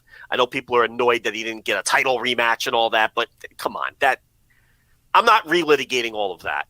And then there's this, which, I mean, this is not a burial. They're telling a story here. This is, everyone claims AEW. Well, not everyone, but there's people who claim AEW doesn't tell stories, and it's like, they're right in front of your face. You're just, you're not seeing them. I mean, there's going to be follow up to this, and the foot deal is going to be part of this. And I didn't see the match going in this direction at all. I thought this was a brilliant way to execute this, while not truly giving away the match. It was impactful. The crowd was on fire from start to finish, so it came across great on TV. And it's got people talking. It's our lead topic. It's everybody else's lead topic today. Was last night's Dynamite, more so than even usual. Well, and I think, like, the discussion too is pretty cool, because people are wondering, is Punk actually healthy? Is he actually hurt? Did he come back too soon? Is this all a story? Like, the fact that we don't know and that we're all kind of speculating about that's good. That's good. Like, that is good pro wrestling. Yeah, this sort of stuff, like I said, this is kind of wrestling nerd shit. Guy comes back from injury. We said, like, Kenny Omega wants to do this story, but he's got to at least win a few matches in this trios tournament before he can do this story. But make no question, he's probably going to do the same story next week, where he isn't healthy enough to go yet, and he might get lose to Will Ospreay or lose to somebody because he's not all the way there, not fully healthy. Like, that's how it's done in a lot of different places. And yeah, people aren't really used to that, I guess. They're not, but like you said, it's just kind of a shock to the system that when you don't get a match this long, people assume that they were going to walk out the curtain and Punk and Moxley had a 35-minute match in their head, and Tony said, no, 3 minutes and he's going to beat you. It's like, what? No, it's, sometimes guys are like, yeah, that's a really cool story. They shake it up. People aren't used to this, and I get it. And it's a bit of a shock to the system, but when it does happen, it usually results. It's a pretty cool stories being told. I mean, I know that people in our Discord were bringing up the Kushida Hiromu match from a couple years ago, and we talked about that one, how cool that was. It was like, Kushida got in the ring, Hiromu got in the ring, and then the bell rang, and Hiromu just fucking cannonballed him right away and just beat him in 3 minutes, and was just like, no, this is my division now. I own this division. And it was cool. It was a really, really, really cool story. And we mentioned Goldberg matches in the past, Goldberg and Brock. That was a super cool, like, shock to the system type of match that wasn't a burial, quote unquote, but was just hey, here's, we're telling a story here that one guy is just super dominant over the other. And, it doesn't need a 15-minute match to do that. Sometimes, 3 minutes is just fine. And I thought it was perfectly fine last night. I think the kind of fan who complains about these short, squashes in these situations, I think it's a similar Venn diagram to kind of the "you deserve it" crowd. in that they don't see pro wrestling as a simulated competition as much as they see it as they just want to see their favorite personalities treated a certain way. I don't know if I'm coming across right, but I feel like it's the same kind of fan that, you know, will go online and campaign for, you know, mid-card wrestler X to get a title reign because they deserve one, or that will chant "you deserve it" in a crowd when, you know, Liv Morgan's holding the title. Like, that kind of fan is the kind of fan that doesn't respond well to these kinds of matches because they feel like it's disrespectful to the talent, you know, to beat CM Punk in 3 minutes in that manner, where because they're viewing pro wrestling through a different kind of lens than we're viewing it. You know, we appreciate the story being told. We appreciate that it's simulated competition. We appreciate that it's something different. Whereas these people see it as disrespectful when the Fiend gets beat in 30 seconds. Disrespectful that Kofi doesn't get an offensive move in and then doesn't get his, you know, title rematch or whatever. Where we're viewing it through a different kind of lens. I just think maybe it's just different kind of fans who watch this thing for different reasons. And, you know, maybe I'm off base, but I get the sense that it's the same kind of fans who are less interested in this kind of match and thus this kind of story being told. I don't know. There might be something to that as well. Yeah, that does make sense.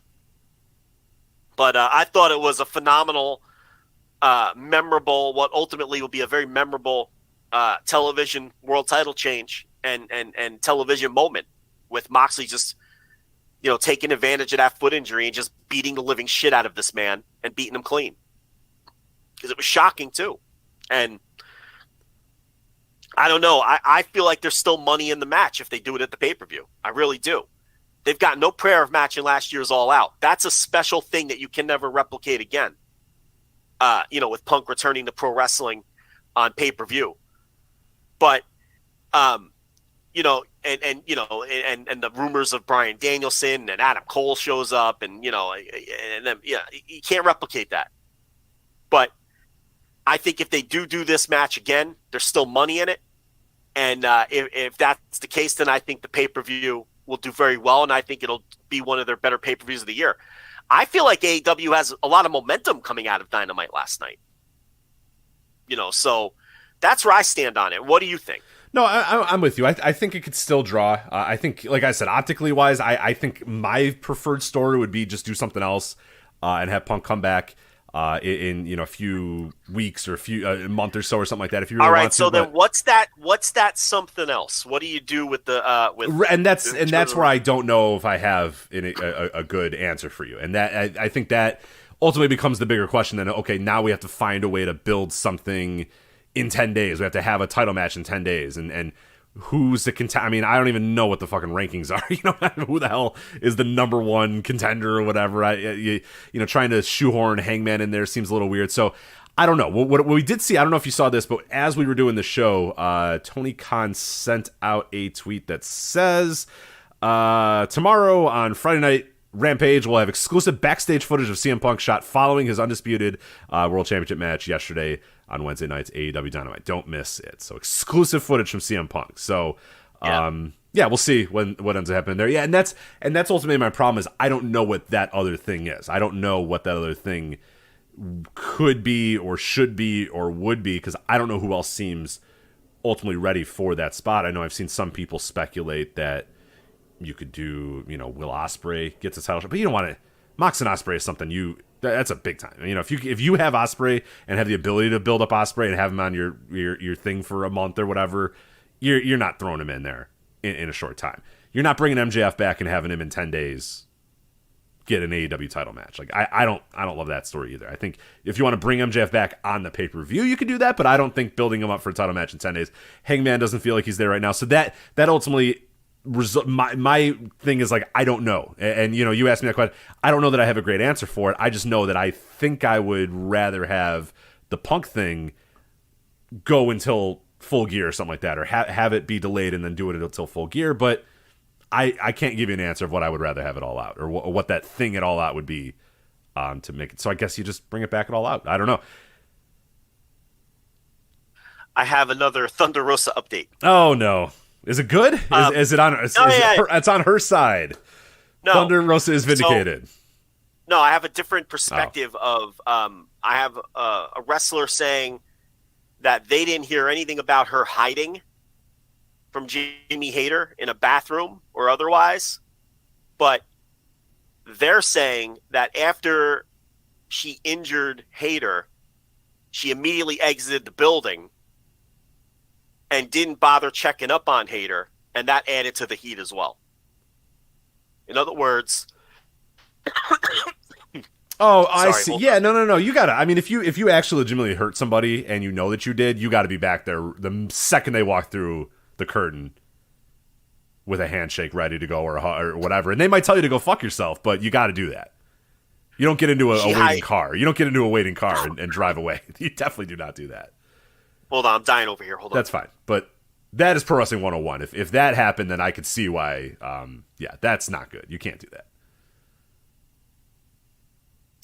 Yeah, no, she apparently she just left the venue immediately after the match and didn't check up on her, which is another wrinkle to the story that I don't think that's another perspective that I haven't heard yet. Yeah. Anyway, so you could just toss that in too.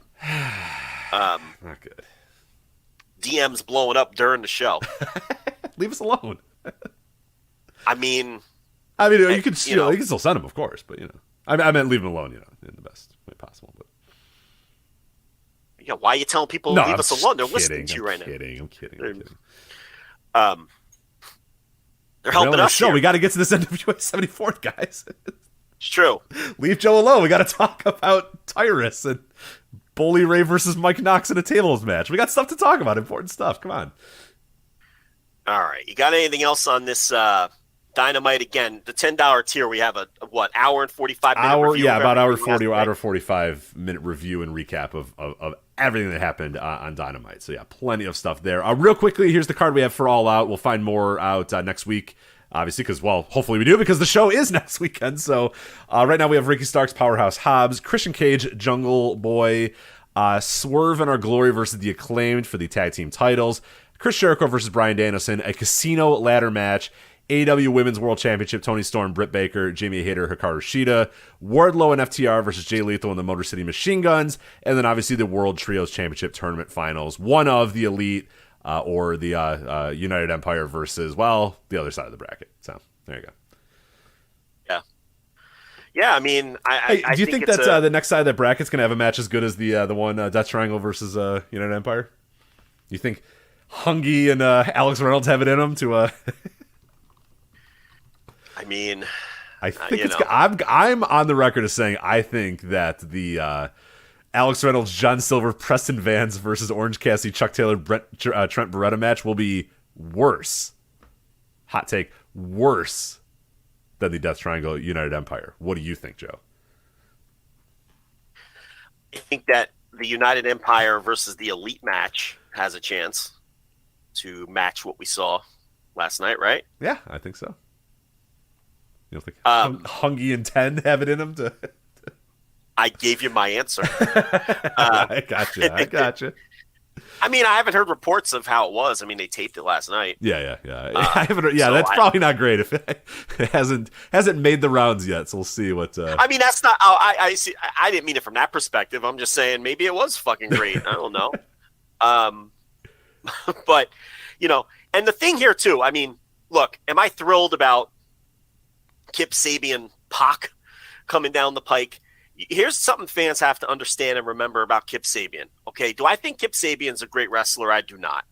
I think Kip Sabian is a perfectly competent mid-card wrestler who, quite honestly, I'd be perfectly fine with never seeing wrestle again. And I probably would never think about Kip Sabian again if that were the case.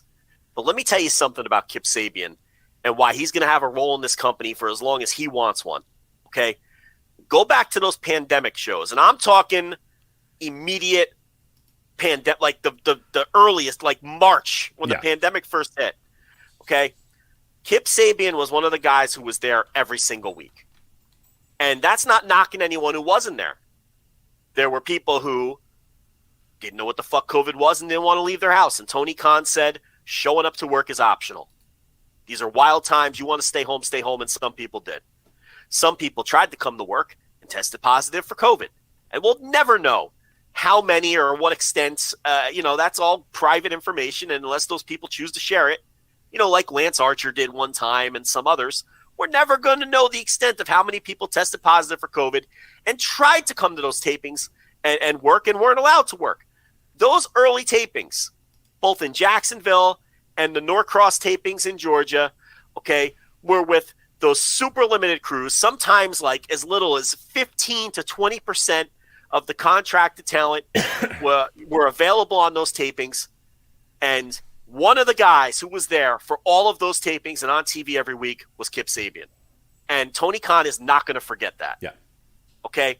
And again, that's not to disparage anyone who couldn't make it or did have health concerns or did test positive for COVID. That's not the point here, and that's not being held against anyone. But Kip Sabian is one of the people that got that company. That could have ended the company.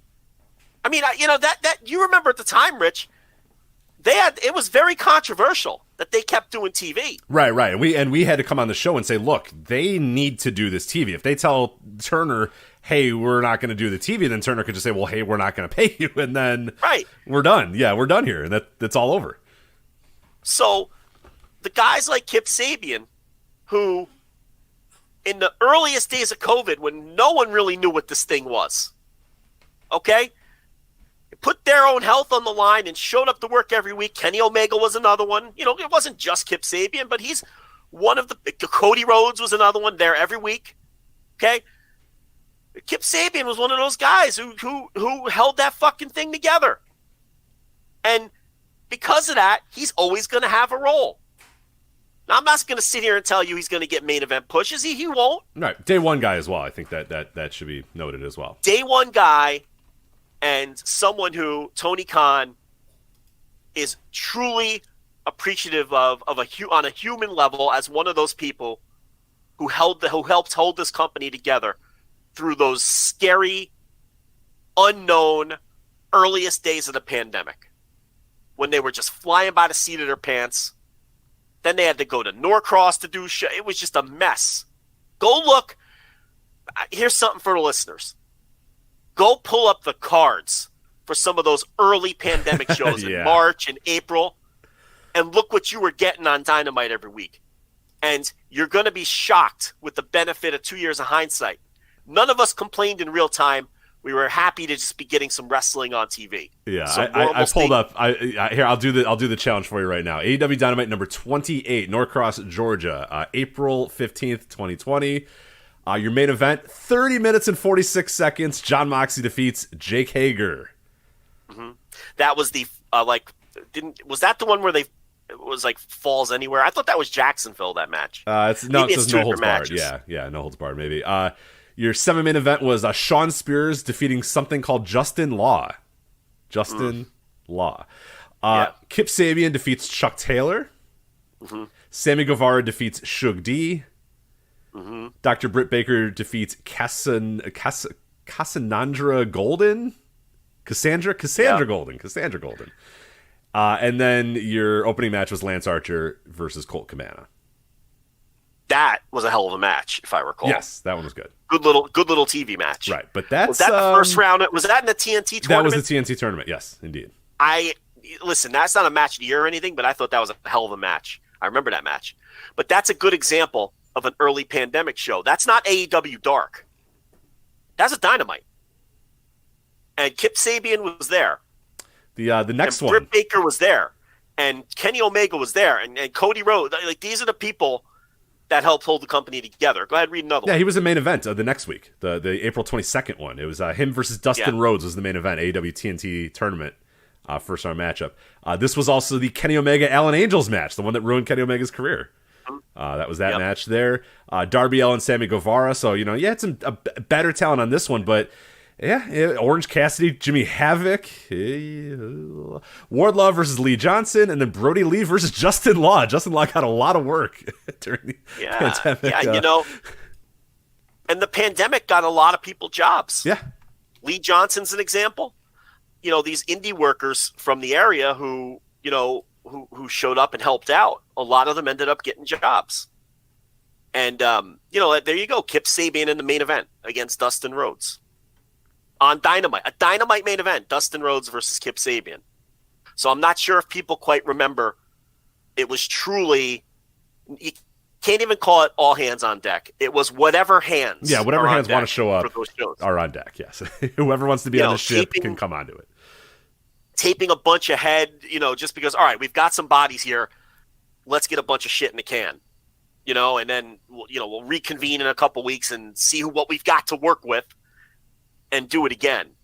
It would be very interesting to really do a deep dive and investigate those shows someday and get people to sit down and talk about, what went into putting those shows together. Right. I'm not ready for that now. I think maybe in a couple years we can relive the horrific early days of the pandemic. When AEW has their streaming service in 10 years, and that'd be a great documentary. Yeah. Sit down and have Tony Khan talk about it, and Cody and all these people that were involved, and of how these shows were constructed and put together. I mean, if you're putting, no disrespect to some of these local indie wrestlers who did jobs on those shows, but if those are your featured matches on Dynamite, that's, you had 5 or 6 push talents available on some of those shows. That's all you had to work with.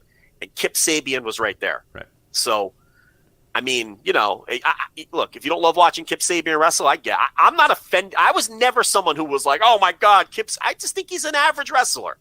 I'm not offended by his presence. I'm not like, this guy's terrible. He is a replacement level professional wrestler for sure. Exactly. He is the definition of a jag, and like you're saying, he's a zero war replacement level wrestler. And, I have no problem with that on my mid card.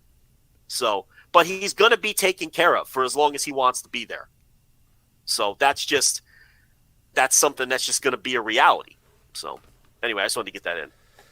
That is it for AEW. Again, as you mentioned, Insurrection Live, Flagship patreon.com/Voice of Wrestling. $10 tier if you want to listen to an extensive review of last night's Dynamite. But let's get to the real main event of this show, the NWA 74th anniversary weekend. And people saying, how could you still cover NWA? Why are you still covering NWA? Nobody cares about the NWA. Wrong. We care about the NWA. This show was an NWA podcast when we started, and until the NWA dies, this will be an NWA podcast. We are never going to stop covering the NWA. So you can stop asking, you can stop saying, you can stop pleading with us. It's never going to stop. We're going to preview all this shit, and we're going to review all this shit. That's just, we're too pot committed at this point. We're 10 years in, NWA 74 years in. We're too committed with each other. We're not breaking from it. It's going to happen. It's going to continue to happen. So just accept it. All right.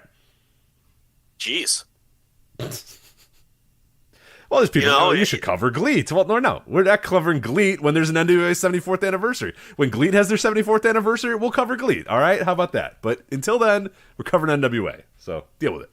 Not so secretly sassy. Yeah. Listen, I was all in favor of covering the GLEAT Korakuen this week, but Rich was just like, no, get out of here. No, we can't do that. I saw your notes. You had extensive notes about Masato Yoshino's return to the wrestling world, and yeah, you had a lot of stuff, but no, unfortunately, I said no, Joe, no GLEAT. We're talking NWA here in the show, but yes, we are talking NWA 74th anniversary weekend here, August 27th and the 28th. Now, we talked a lot about this last year because we were kind of shocked at how well these shows sold and how many tickets got bought right away for these shows. They're going back to St. Louis for this year, and that was cool because they had a lot of, connections to the old St. Louis territories, wrestling at the Chase, all that sort of stuff. They're doing it from the Chase Ballroom, so that's really cool as well. But I have you heard much about the tickets for this year's shows? Because I have not. I heard a lot about them last year, not so much this year, which leads me to believe that they're probably not flying off the shelves. But have you heard any different? What, that the tickets are doing poorly? Yeah, or like how are they selling? Have you heard anything? Yeah, they're doing awful. Okay, I'd imagine when I don't hear that, that's what that means. So, they're not. No, the tickets. Now, last year they sold out 3 days in a row. Last year they sold out the anniversary pay-per-view, the Empower pay-per-view, and then they sold out the television taping on the third day, which had less seats than the first two nights. but they sold all the available seats for the television taping as well. Right, and were very upfront about how they were selling very well too. I mean, everybody was getting a Billy quote about how well they're selling in St. Louis, and well, I was kind of setting you up. Out. It was weird because I haven't heard a thing. It's been a little quiet on the front. So I ruined your bit. I'm sorry. I didn't pick up on it. Yes. So I'm sorry. I stepped all over your You're bit. good. You're good. It was. It went over my head, and I left. Yeah. Sorry. I'm an idiot. But nobody clipped that. But no, the tickets are not doing well this year at all. I mean, they're just, I thought you were asking me in earnest, and I was like, Rich, well, I mean, I guess I kind of was. If you had different information than what's been readily available, then yeah, that would have been nice. But no, I just thought it was because, like I said, last year when we were doing the preview for the show, we were, everybody was getting quotes. Hey, we've sold out this, we're sold out that, or we're just, reinvigorated the wrestling scene in St. Louis, and and yada yada yada, and this and this and this, and yeah, it's been crickets for this show. So that leads me to believe that things are probably not going very well. So no, they're not. But I think that what that tells us is what Billy Corgan has to do is really decide, how much is this Tyrus exposure on Fox News worth at this point? Because, I get the idea on paper of, okay, Tyrus is going to appear on, Gutfield. What's the name of that show? Gutfeld or Gutfield? What is the name of that You're show? asking the wrong guy about what show Tyrus appears on, but but he's on that one a lot. Yes, okay. Whatever it's called, Greg Gutfield, or I don't know if his name is Gutfeld or Gutfield, the guy that hosts the show. But he's on that show as a guest a lot. He does guest spots on other Fox shows, and these Fox shows do a ton of total viewers. Okay, check the charts. On a weekly basis, on any day of the week, and these Fox cable shows are, and Tyrus is frequently a guest on a lot of these shows. And on paper, you could see where you might think, all right, well, if this guy, throws the NWA television title over his shoulder and appears on all of these shows and gives us all this exposure, maybe it'll help our business. And, I would be skeptical from the standpoint that the Fox News viewership is some of the oldest skewing viewership on cable. And I'm not sure that, and I'm not trying to be funny or cute about it, but I'm not sure that, 65 and 70-year-old people are going to be running to their Fight app to order the NWA 74 pay-per-view this weekend. I mean, I'm dubious that, you're going to draw a lot of business from that crowd. I mean, and it's something that very often doesn't actually people kind of assume that there's this osmosis thing that happens where you put. And we've talked about this a lot with celebrities in wrestling, and so often they're used poorly. But in the inverse, they're used poorly as well. Where the idea that this guy just says, "Hey, I'm the NWA champion," and suddenly or he has the title around his shoulder, that people are now going to be tripping over themselves to go to voiceswrestling.com/fight, which they should absolutely do, to order the show. Why would they do that? Here's Tyrus talking about some bullshit on Gutfeld or whatever. What's compelling them to go, "Oh my God, I got to see this guy. I gotta order this pay-per-view." What, especially with that viewership and whatnot. It's just, it's this weird thing where that people just assume, well, here's a popular person doing a popular thing. Well, okay, that's good. That'll just result. No, there has to be something tangible. There has to be a reason to get people to want to watch it. They just don't decide one day that they saw a guy with a title and said, I have to watch this thing that this guy is on. It doesn't. And the same thing happens when there's celebrities in wrestling. They'll bring in X celebrity and people just assume, oh, well, everybody that likes X celebrity's thing, all right, it's hit random artist. It's a random musical artist. Oh, everybody that's a fan of that musical artist is now going to watch Raw. Why? What? They're just going to listen to the music they're already listening to. What would possess them to watch Raw? Or they're going to get the clip on TikTok, or they're going to get the clip on YouTube and go, oh, here's the musician I like on this show. Haha, that's funny. Very few people are going to go, well, now I know what I'm doing on Monday. I'm watching Monday Night Raw. That. It doesn't usually happen that way. What works with celebrities in wrestling is if they get involved in physical things, if they get involved in sporting things. Mike Tyson worked because it's Mike fucking Tyson, and you thought, hey, Mike Tyson's going to beat up Stone Cold Steve Austin, or get involved in a fight, or get involved in a match. That's kind of cool. That's kind of fun. Floyd Mayweather, same deal. Hey, here's a guy that's in the sporting world that's going to get involved. Mr. T, another great example. Hey, here's a true badass in Mr. T, and he's going to get involved in this wrestling match. All right, that's cool. It just doesn't happen by having a popular person on a popular thing that all of a sudden that's going to work. And in this case, you have a not popular person on a popular thing, and it's not working, clearly. People aren't compelled. The Gutfeld viewers are not compelled now to check out the NWA just because he's there with the title. Doesn't mean a thing to them. You could save big when you bundle your home and auto with Progressive, but when we just come out and say it, it feels like it falls a bit flat. So we're going to sing it. We're singing words now. We'll even sing the business part. Save big when you bundle your home and auto with Progressive. Now that's a commercial you'll remember, even if you don't remember the bundle and save with Progressive part. We're singing a commercial. Progressive Casualty Insurance Company and affiliates. Discount not available in all states or situations. This is the end of the jingle. A jingle about insurance. I knew hitting menopause would have a few surprises, but incontinence? Who knew? A little bit of pee's not going to stop me being me. Tenna stylish black underwear. Discreet and 30% more absorbent than always discreet boutique underwear. Now available online and in-store at Walmart. Visit tenna.us/stylish to learn more. Kind to skin. Protects like Tenna. Based on standard absorbency testing versus always discreet boutique black underwear. Yeah, I think the idea is, if Tyrus gets over on these Fox shows with the Fox viewers, then maybe they'll be like, let me check out what he does for his day job. He always has this pro wrestling title and he's talking about, but based on the ticket sales for these shows, which they went with him as the main event headliner, challenging for the NWA World Title. It has to be chalked up as an experiment that did not work. So I think Billy Corgan has to take a long look at that. It hasn't helped to sell any tickets. And then at that point, he has to take a look at, well, how many people is Tyrus pushing away from my product? Okay? In that people don't like that he's on Fox News and don't like that he had the sexual harassment allegations and see that as a turnoff, and that's the reason that they're not watching the NWA. Because, okay, if Billy Corgan had 2 straight nights of packed houses this weekend and Tyrus, was on top and helped draw these houses, and you've got Fox News viewers buying wrestling tickets, you could maybe overlook the other stuff.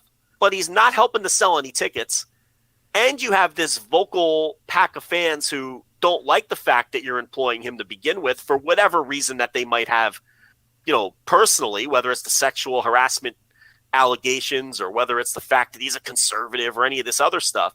Well, now what does this guy bring to the table? Right. He's then, also fucking atrocious. He's also an atrocious professional wrestler. And that was the third thing I was going to bring up because, from that standpoint, he's not adding anything. He's only subtracting. And then, like you just said, he's also a horrendous wrestler. So he's not helping the on-screen bell-to-bell product either because he's terrible at his job. So at this point, if he didn't help sell any tickets and if the pay-per-view doesn't do well, now look, if I'm wrong and all of these octogenarian, Fox News viewers who are, watching reverse mortgage commercials, during collectible coins. Yeah, they're thinking, you know what? I do need some Buffalo nickels. And if you think they're all going to find Fight on their over-the-top I can barely order shit on Fight. Yeah. Okay, now look, if I'm proven wrong and all these people, rush out to Best Buy to pick up a fucking, Fire Stick and download the Fight app to watch Tyrus, you're laughing because it's preposterous. It's not going to happen. It's absurd. Yeah, it's absolutely absurd. Okay, he's not drawing any money. We tried it. I can understand the mindset. It did not work. It's time to pull the plug. Because he's not providing any positive benefit. If he was a great wrestler or something, you could maybe say, all right, well, at least he's a great wrestler. But he sucks at that. Like, he's a terrible wrestler.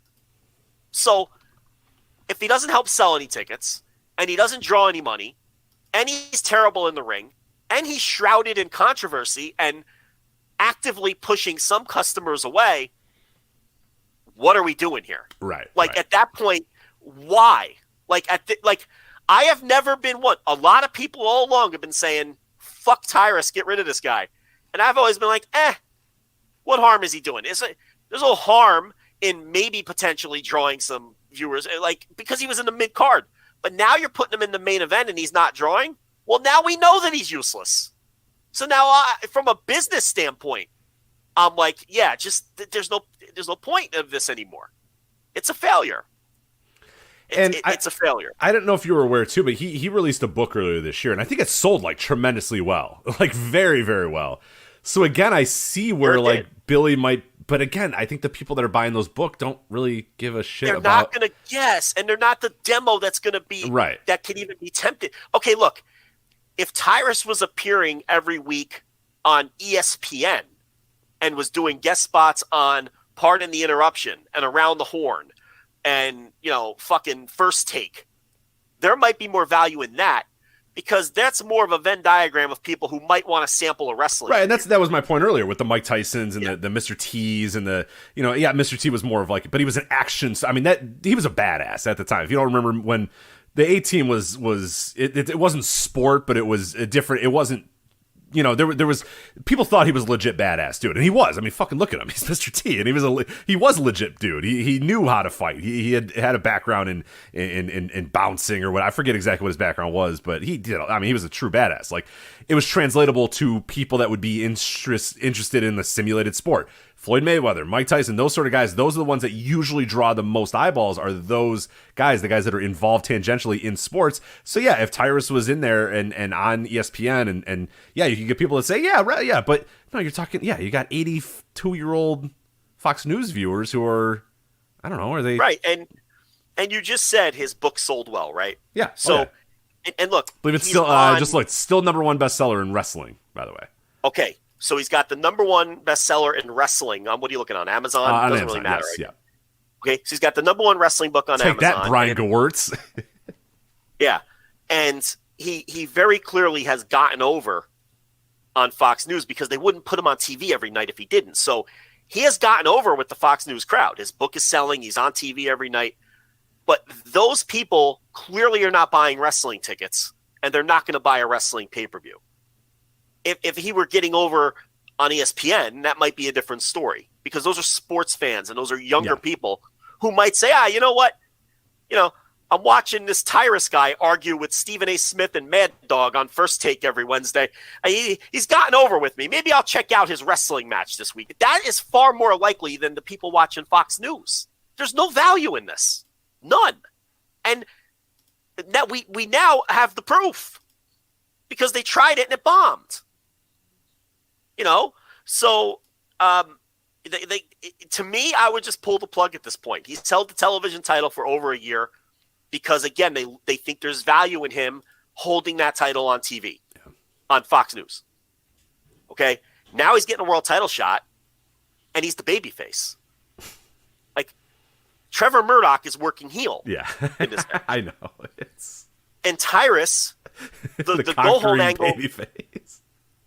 The go-home angle they did with him, he was starting to lean babyface. Like, they're both kind of shades of gray, but it's very clear you're supposed to think Tyrus is the protagonist here, and Trevor Murdoch's been working with an edge. He turned on the Pope. He's a heel now, or at least for this match he is. So Billy has gone all in on this idea that I think Tyrus has a chance to win the match. I think he might win the NWA world title. Yep. Harley Race, Ric Flair, Ruth Dez, okay? And they could all kiss my ass. No, sorry. Dusty Rhodes, Nick Aldis, and Tyrus. Yeah. Okay? Dan Severn. There's a chance he wins this. I really believe that. And it's I don't know. I think you have to look at it from a business perspective and say it's time to pull the plug on this idea. But I don't know. We'll see. Maybe they'll all drive their campers out to St. Louis this weekend and buy and walk up and do some walk up business with it's the a big walk up business. Know. Yeah, they're wrestling at the Chase. They may have been, I mean, most of them were alive when wrestling at the Chase was a big deal. So literal walk, like on walkers, walk up business, like literal walkers. I mean. Have your handicap seating ready for for the influx, the influx of senior citizens that are about to come to this. Yeah. I don't know, but the last ticket report I saw was abysmal. I mean, we're talking like I don't even know if they've sold triple figure tickets, man, to each night. So, so the Tyrus headlining thing has not worked, and I don't know if this is officially why they did it.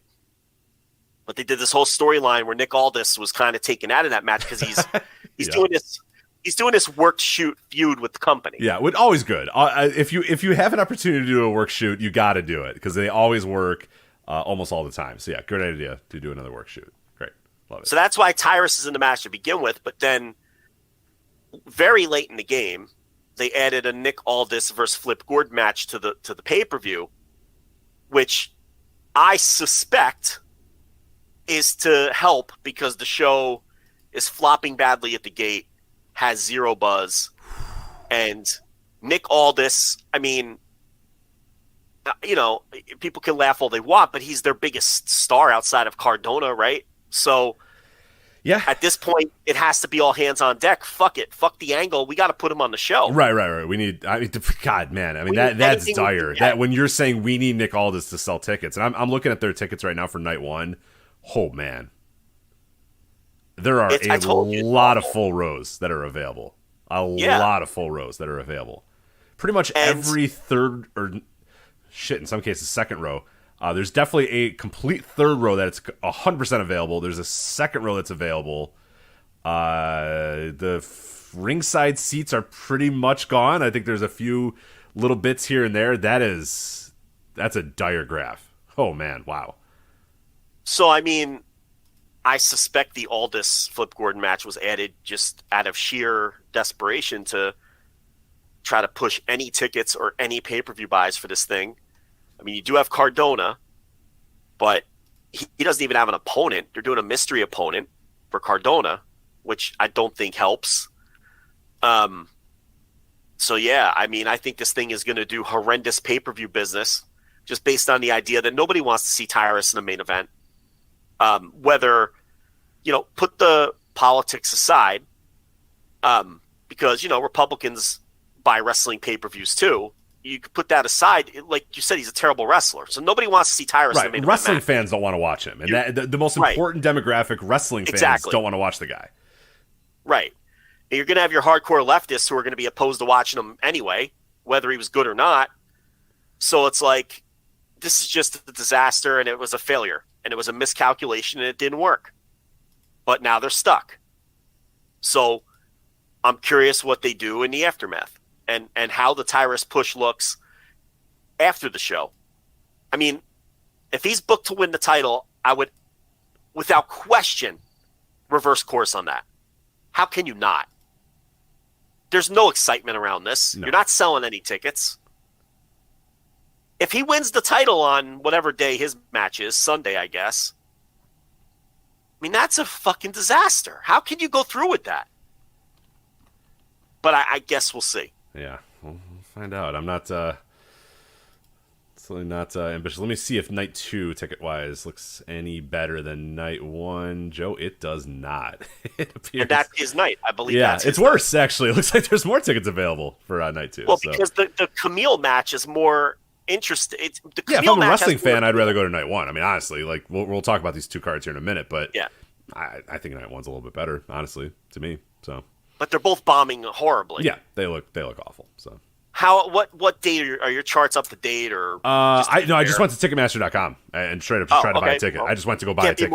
And it gave me the options to buy, and there were very few gray dots and a lot of blue dots. That's all I'll say. So.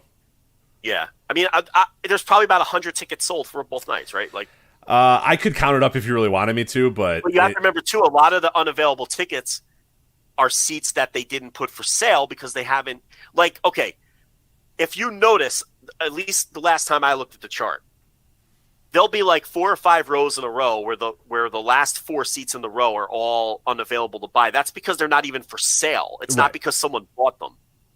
There's that too. Like, I'm telling you, there's a disgusting lack of tickets sold for this show. Is my point for these shows. It's gross, and I think, it's not all Tyrus. I will say this: last year there was the novelty of returning to St. Louis and doing the shows at the Chase, and as we know in wrestling, nostalgia will work once, and doing a novelty like that will work once. Where's the novelty in everybody coming back for that a second time, the next year? Like, you can only return to the Chase one time. Like, now it's just another show because you already did the big return to the chase last year, right? So I don't think these shows would have done as well as last year's shows, even if it wasn't Tyrus in the main event. But what I'm saying is Tyrus isn't helping at all. That's my point here. Right. Nah, absolutely not. It's not that I'm saying he is so repellent that these would have been sellouts, because you can only return to the chase once. You don't have the same novelty factor you had last year. And the NWA is ice cold, okay? And look, they were never red hot. But last year, they were certainly, and I hate even to use the word, a hotter product than they are this year. This year, it's beyond ice cold. It was 2 weeks ago when you said, hey, we got to cover the 74th, and I was just like, God, no way. There's no way it's coming up as quick as it is. You were a week off. You thought, oh my God, it's coming up this week. And you said, oh, I know, actually it's next week. But like the idea that like I had no idea, and you sort of kind of had an idea that it was coming. I mean, no buzz, zero buzz for these shows. And there was tangible buzz last year. I mean, it wasn't, maybe it was just in our little circle or whatever. But no, those shows, like, they sold well, and there was, you know, things going out, and there were quotes around, and there was things, and people were definitely, they were shows that felt like they had some juice and some life to them. And these feel like they have absolutely zero. I mean, just nothing. Colder than ice for these. Last year's weekend had a tangible buzz relative to the NWA. Right. That's the point. Like, people were like, oh, they're going back to the chase. That's interesting. That's cool. You know, and the tickets sold instantly. They over the course of the 3 days, I forget what the number was, they did a gigantic gate based on that. And, you know, there was buzz relative to a promotion that size, without question. It's all gone because the last couple seasons of Power have been dreadful beyond belief. The show is awful, unwatchable. And any cachet that the Lightning One era of the NWA had is long gone. They had a nice little niche going when Power first rolled out, and it aired on the same night as AEW Dark, and it was different. It was the studio show. You know, that era of things, Tim Storm, Ricky Starks, Nick Aldis, Eddie Kingston, you know, people were interested in it to, you know, a certain extent. You know, and that feels like it was a million years ago, and it was only like 3 years ago. And now it feels like you could have told me that was 20 years ago. No one cares about this promotion anymore. No, we're the last of a dying breed here, unfortunately. So, yeah, let's talk about these shows here. So we'll start out with the first. This is on the August 27th. 13 matches for you on night one, Joe. So hope you're excited to watch each and every one of those. Again, all of these available on Fights, but you're going to want to use that exclusive link, voicesofwrestling.com/fights. So when you order the premium package, the 2-night package, you'll get a little discount, and we'll get a little back as well. So use voicesofwrestling.com/fight to order these shows. All right, 3 pre-match shows, Joe. The Country Gentlemen versus Gold Rush. Yeah, that's Jordan Clearwater and at Billy's favorite, Marche Rocket.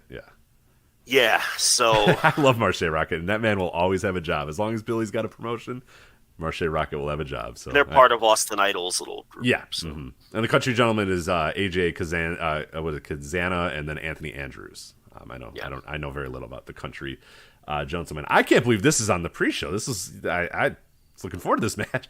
Luke Hawx versus VSK.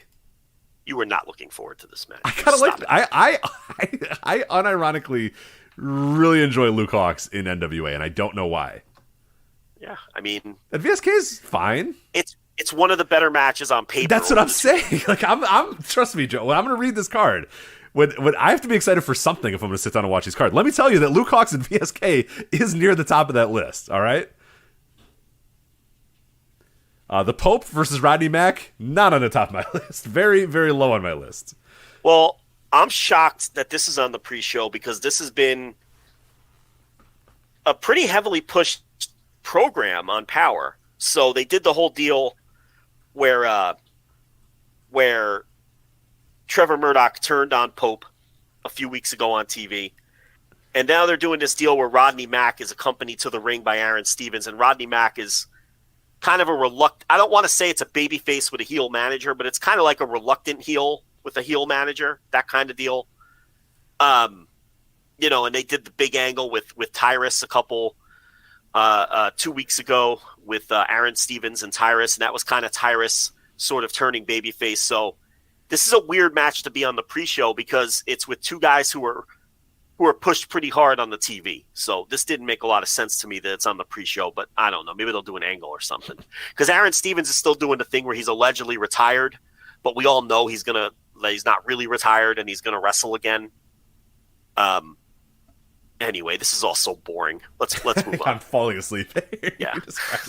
All right. Well, speaking of falling asleep, Chris Adonis versus Odinson is on our. Well, it's this is two guys who are really put together. They they got nice physiques. Yeah. Matt Cardona versus To Be Announced. The gimmick is he's now fully healed. He's okay.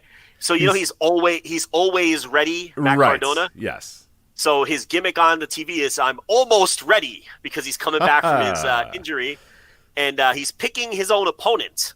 So that's the gimmick here. So we'll see who his opponent is on the his return match.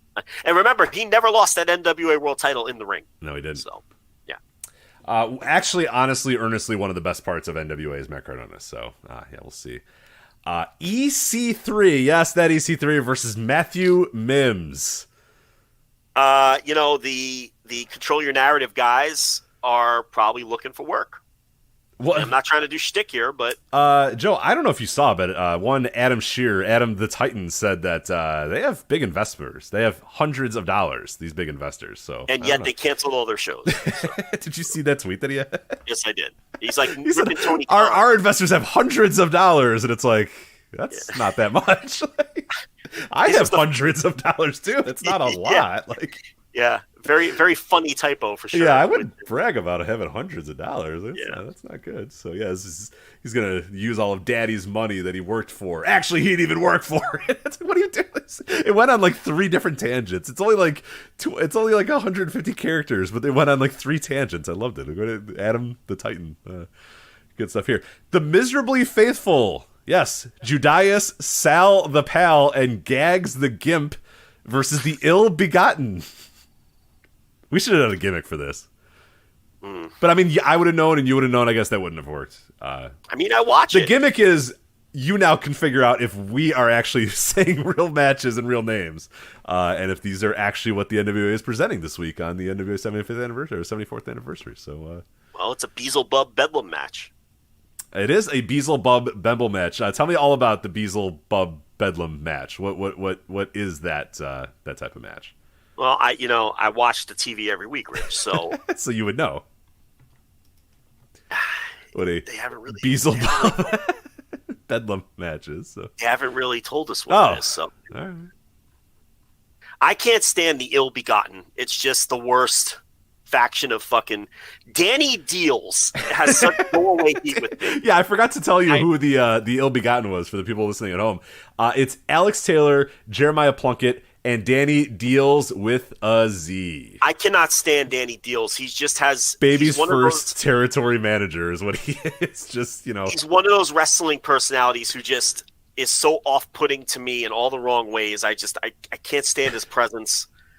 I legitimately hate Danny Deals. And Jeremiah Plunkett is just a frumpy nothing. Yeah. The whole Ill Begotten thing, it's just so NWA. Wait, so you watch the show and you don't know what a Beelzebub Bedlam match is? Well, they didn't tell us what it was. I don't know. Well, I guess tune in. Go to if you're in the St. Louis area, go to the Chase Ballroom or tune in this Saturday to find out what the Beelzebub. It says here, in hell, anything goes. Yeah, I don't know. Father James Mitchell's involved. It sucks. It's probably how it's going to go. This will get the juices flowing. Tables match. Everybody loves tables. We want tables. We want tables. A common chant in professional wrestling, Joe. Well, they're going to get some tables here as Mike Knox battles Bully Ray. Well, I mean, the idea is that Bully Ray is going to go on his nationally broadcast radio show every day and plug the pay-per-view. Yes. So I understand what they're doing on paper here. he's undoubtedly reaching, more wrestling fans than Tyrus is on Fox News. I mean, it's definitely, worth a shot to book Bully Ray on this thing. So I get it. I mean, and they did shoot an angle for this and everything. So, I mean, I can't really kill them for this match. No, and Bully, for what it's, I mean, it's not a personality that I like to listen to or care to see anything that he said, but like people do, like he still has cachet. I don't know why, but he still has cachet. So I get this one. All jokes aside, like if I'm NWA and I'm desperate to sell any fucking tickets, and the pick of my litter is pretty horrific wrestlers, Bully Ray's not the worst pick. I'm not booking him for my indie, I'll tell you that. But for what NWA is trying to do, he's not the worst person to bring in. I mean, he's on Busted Open every day, right. And he's got a Twitter personality that people listen to. He's on Busted Open. He still has name cachet. So I mean, I get it. It's just now we have to watch Bully Ray versus Mike Knox in in all honesty, match. He should. In all honesty, he should have Tyrus' spot. Yeah, probably. Yeah. I mean, the problem is he probably doesn't want to do it, and the other thing is he probably cost a lot more. So, so we can't just compare it apples to apples. But because he's got himself a nice cushy little life, going to a radio studio every day, probably a 10-minute subway ride from wherever the hell he lives. And, but it's not like the NWA is strenuous work. They tape whatever it is 4 or 5 times a year. You do, 4 or 5 pay-per-views a year. It's not that many dates. But he probably comes with added cost, and there's probably other factors. But all I'm saying is all things being equal, like he should have Tyrus' spot. It would work. It would be far more beneficial to them if he was in Tyrus' spot. The Commonwealth Connection. This is your NWA World Tag Team Title match for the Commonwealth Connection. Doug Williams and Harry Smith versus La Rebellion. Here, so they've had these two teams. I've seen them have a good match. Yes. So, I mean, this has a chance to be the best match of the 2 nights. So, I mean, and they've had a program going for a while now, ever since Crockett Cup. So this is like one match I can't really make fun of. No. This might legitimately be a good match, so we'll see. Yeah. And it's well built, and didn't Harry Smith sign with WWE, or am I making that up? There was a brief period where he did, but no, I don't think he is right now. No. Like Triple H signed him. No, I think you had that. That was a dream you must have had. I don't think that is true. All right, I could definitely be wrong about that, but I don't think so. No, I don't think so. Okay. Unless you have a scoop on the big Harry Smith signing, but no. No, I thought I read that. No. Okay, all right. Then, yeah, all right, that's fine.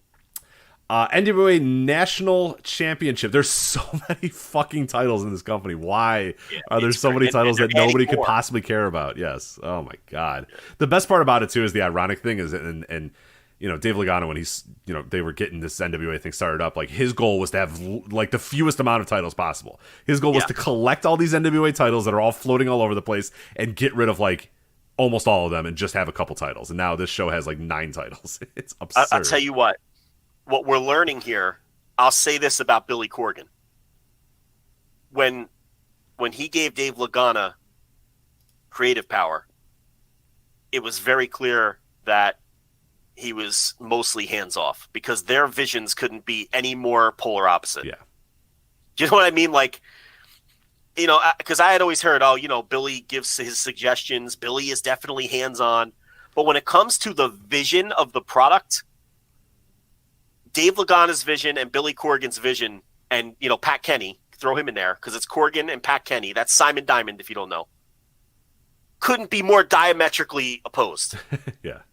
They're completely different visions of what these promotions should be. So, obviously, Corgan trusted Dave Lagana, because it was just felt and looked, and everything was completely different when Lagana was in control. And the most glaring thing, as you note, is now everybody has a fucking there's like a 10 or 11 titles in this. There is the NWA World's Women's Championship. There's the NWA World Junior Heavyweight title. There's the NWA National Heavyweight title. There's the NWA World Tag Team titles, and then there's the United States Tag Team titles.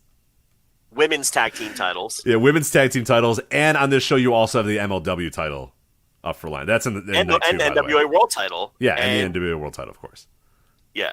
So what's that? 1, 2, 3, 4, 5, 6, 7, 8 titles that I count here. That's too many. For this size of a company. And none of them matter. One of those titles matter at all. So, anyway. It's a mess. The national heavyweight title, it's Jack Stane versus Scion. Yeah, just a couple of NWA mid-carders mixing it up. Mixing it up for the NWA national heavyweight title. World junior heavyweight title. This one I'm actually, this one might be okay. Homicide defending his title against Kerry Morton. This could be okay. I mean, Homicide isn't what he was. Kerry Morton is what Kerry Morton is, if you haven't seen him, is exactly what you think that Ricky Morton's son that he trained would wrestle like. And I mean it as a compliment. Just very traditional. Everything he does makes sense. And he's a nice, easy watch. So I'm interested how these two will mesh, but it should be an interesting match. I'm interested in this match. Next one here is the Burke Invitational Gauntlet match for the NWA World Women's Championship match on night 2. You got Samantha Stark, Hyland King, Tootie Lynn, Missa Kate, Max the Impaler, Maddie Rankowski, Angelina Love, Genocide, Natalia Markova, and Taryn Terrell. All the stars are out. So the winner gets a shot at... The winner of the winner of our main event, I guess, if you want to do a short transition. Do you have hot takes on the gauntlet, the Burke Invitational Gauntlet? No. Okay. Well, then we'll move on to the World Women's Championship match. Camille defending against Taya Valkyrie. Yeah, and then the winner of that faces the Burke winner on night 2. Correct. Which, I mean, Camille, Taya Valkyrie, they brought in, a name opponent. And Camille legitimately is a main event level wrestler in this company. It's not just, let's just call the women's title the main event. No, she's a legitimate main eventer. Yeah. And she's pretty awesome. I mean, she's been one of the best things about the NWA since this entire for sure. I mean, she's great. She very often has the best match on the show. Yeah. And I think Taya Valkyrie stinks. Like, I think she's really, really bad. Yeah. I'm with you, too. I think she's pretty horrendous. We've talked about this before, and it's starting to... people are starting to be... There was this while where we kind of pretended that she was really good for some reason, but, more and more the groundswell is kind of going towards maybe she's not. So I think it'll be a challenge to have a great match with her, but I don't think it's impossible. But if I had to bet, I would say that the Commonwealth Connection versus La Rebellion match would be the best match on night 1. Depending, Cardona, even if he has a good opponent, Cardona's going to do his shtick. He's not going out there to have 4-star matches. So, and I don't trust Taya Valkyrie to have a great match. So I would go with the tag title match. Anyway, on to night 2. Yes, we'll go through this one. Pre-show match, Angelina Love versus Taryn Terrell. So that's, my God, cover the children's eyes. Jesus Christ. How bad is that going to be? You have all those people there, and those are the people you decide to bring back? I watched a episode of Power the other day, and it opened up with a tag match with Angelina Love. And she blew... It was a cold open. The match starts. She does 3 spots. She blows all 3 spots and tags out. And I'm just thinking I'm sure they were intricate. I'm sure it was Poison Rana. Definitely an Os cutter from the top rope. But tough. I'm sure they were big spots. So, and I actually reviewed this behind the paywall in my last random TV reviews, so people can read all about me destroying the match. But it's like, why air that? Like the rest of the match, you don't have to air that. The rest of the match stunk too. Like, it was an atrocious, irredeemably bad dud. Like, less than 0 stars. It was a legitimate dud match. One of the worst matches you'll see all year. Why do you air it? I don't understand that. Don't air it. Air something else. It doesn't make sense to me why you'd put that on your TV. I think what's also weird too, and I'm trying to confirm this, is I don't think Taryn Terrell wrestles anywhere else, right? She's an NWA regular. That's just okay. So she last wrestled plies her trade. Yes. By NWA regular, it means literally that's the only place she plies her trade. So it's the only place she works. Yeah. She didn't work from 2017 to 2021. Yeah. Came back, did 2 shots in June for NWA, did the NWA 73 pre-show, then did an episode of Power in September. So obviously that was at the Chase, all filmed during the same weekend. February, she popped up one time to face Camille on an episode of Power. And then she faced Taya Valkyrie in June for Power. And then nothing else. Is your point that Taryn Terrell isn't any good and never wrestled? Yes, I'm just wondering why we need to book her among. I mean, if you want to bring in Taryn Terrell to say, hey, Taryn Terrell's on the show, I don't know what that's worth, but okay. Like, maybe if you're going to do a pre-show match and it's going to feature Angelina Love, that you can maybe put someone that's not, well, whatever. Yeah, I don't know. She's a regular. She comes to all the tapings. I don't know what you want from me here, Rich. I don't know what you want to tell you. She works for a promotion, but all right, she's a television name, and they employ her. Yeah. So there we go. All right, let's get to two hot women will be on the pre-show, and I guess they want dudes to get boners and then order the show. I don't know what else to give you. That's the best you could do, I guess. Yeah. Anyway, Nick Aldis versus Flip Gordon. That's on night 2. That's the one that's the sell tickets match. So there you go. You got that. A match that I earnestly am excited for: Colby Carino versus Caprice Coleman. I mean, I saw Caprice wrestle on this week's Power. He's in his 40s, I think, but he still looks good. And Colby Carino's a guy that's always going to give you 100% effort. This has a chance to be one of the better matches of the weekend. Now, it might only go 4 or 5 minutes based on card placement, but we'll see. I mean, I think it'll be watchable. Tom Latimer versus Judas. Yeah, this is like a TNA match from 2013 or something. Oh my God! It's Murphy versus what are we doing here? That's Who wanted Bram versus Murphy? Ever? Garrett Kidney wanted that. No, he didn't. I'm positive he didn't. He wants Bram versus Murphy. In 6 years, you've got to be kidding me. He's going to cover the Murphy era, and he doesn't want Bram versus Murphy. I'm positive of it. Maybe I'm wrong. I don't think Liam wants it. I don't think Garrett wants it. I don't think any of them want Bram versus Murphy. What about Big Dog? He wants it. The bark of the dog is probably, I wonder, is he barking this week or no? Because I bet he's pretty excited about this show. I mean, what about Talon? Does Talon from TNA Asylum want this match? Murphy versus Bram? Murphy versus Bram. Good Lord. Mercurio versus Magic Jake Dumas. So, Mercurio is the former Earl Cooter / Brian Idol. Okay. Is he working like a faux lucha gimmick here? No. Oh, okay. The New York area guy who rents everybody his ring and his wrestling license, that guy. Oh yeah, I'm well aware. So he is doing an Italian gimmick. Oh, he's an Italian that's what Mercurio is. Oh, nice. Does he come out to like the violin? Well, I'm glad you asked. Okay. Right? Because you think, all right, he's doing an Italian gimmick. Maybe he comes out like the FBI and ECW to like Fly Me to the Moon by Frank Sinatra. Right. It's either like the little like the violin or whatever, or it's okay. All right. Or maybe like the Godfather theme. Yeah, maybe he's a gangster or something.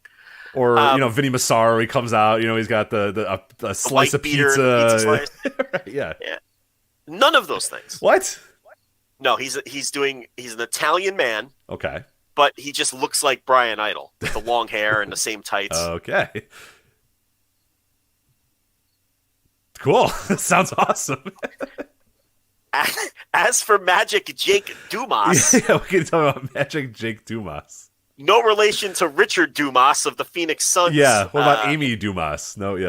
No relation to Amy Dumas. I'd rather talk about Richard Dumas. You want to talk about Richard Dumas for the next hour? I would love to talk about Richard Dumas. His drug problems, he overcame them. He got back in the NBA, then he got on the stuff again. It total mess. Not good. Yeah, I think he is currently, I don't know if he's a free man right now.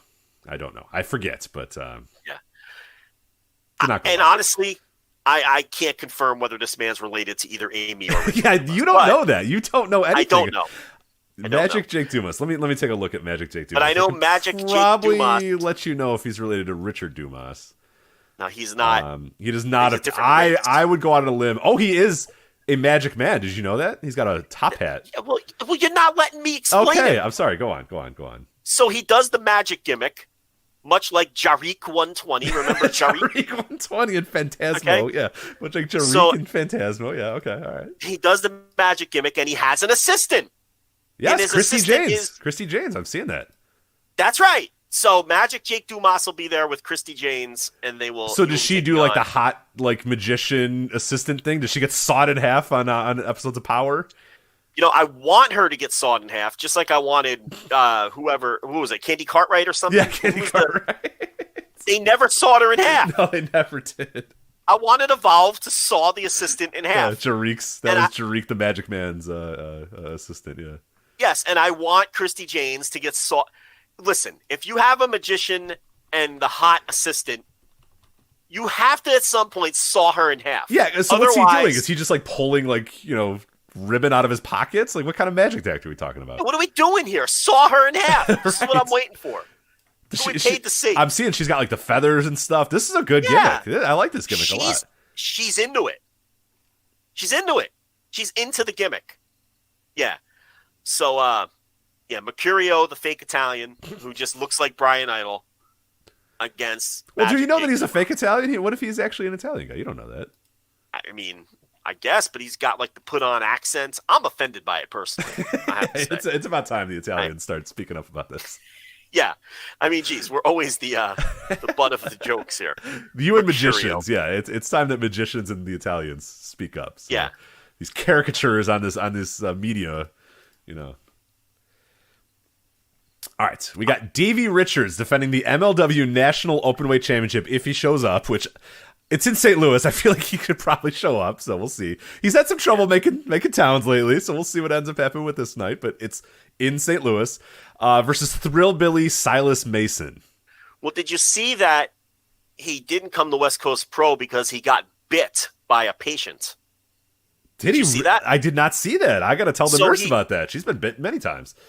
I think it was the West Coast Pro show that he pulled out of the tournament. Regardless, whether it was West Coast Pro or some other show, the reason he pulled out is because they were treating a patient and the guy was like, I guess, a fucking crazy guy or something, and he bit him. Yeah, yeah. Happens very often, believe it or not. More than so he had to get tested for all kinds of shit, and he didn't want to put anyone at risk. Okay, so he well, all right. I take back my my slander of one Davey Richards, so I apologize. Yeah. And someone brought a sign to the show that said "fuck Davey Richards" because he no-showed, and then he wrote a scathing notes app explanation. Oh hell yeah! Saying, "Look, motherfucker, I got bit by a patient, and I had and I didn't want to put anyone at risk. So have some class and stop bringing signs like that to shows where there's children and everything else." And then the guy apologized on Twitter. So, I think that was the West Coast Pro show, though. Okay, yeah, that would make sense. That we talked about last week. So I've never seen Thrillbilly before, but I think I'm gonna like Thrillbilly Silas Mason. If am I? Have you seen him before? I'm looking at videos, and I like the look. Well, the thing about this is Davey Richards still hasn't won this title on TV.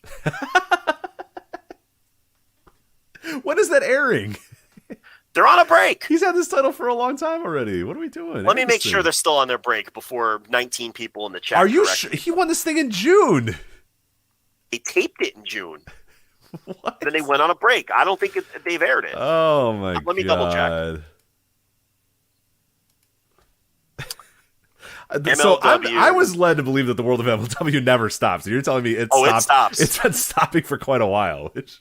No, King of Coliseum was a month ago. They haven't had another episode of TV. He won this thing June 23rd, 2022.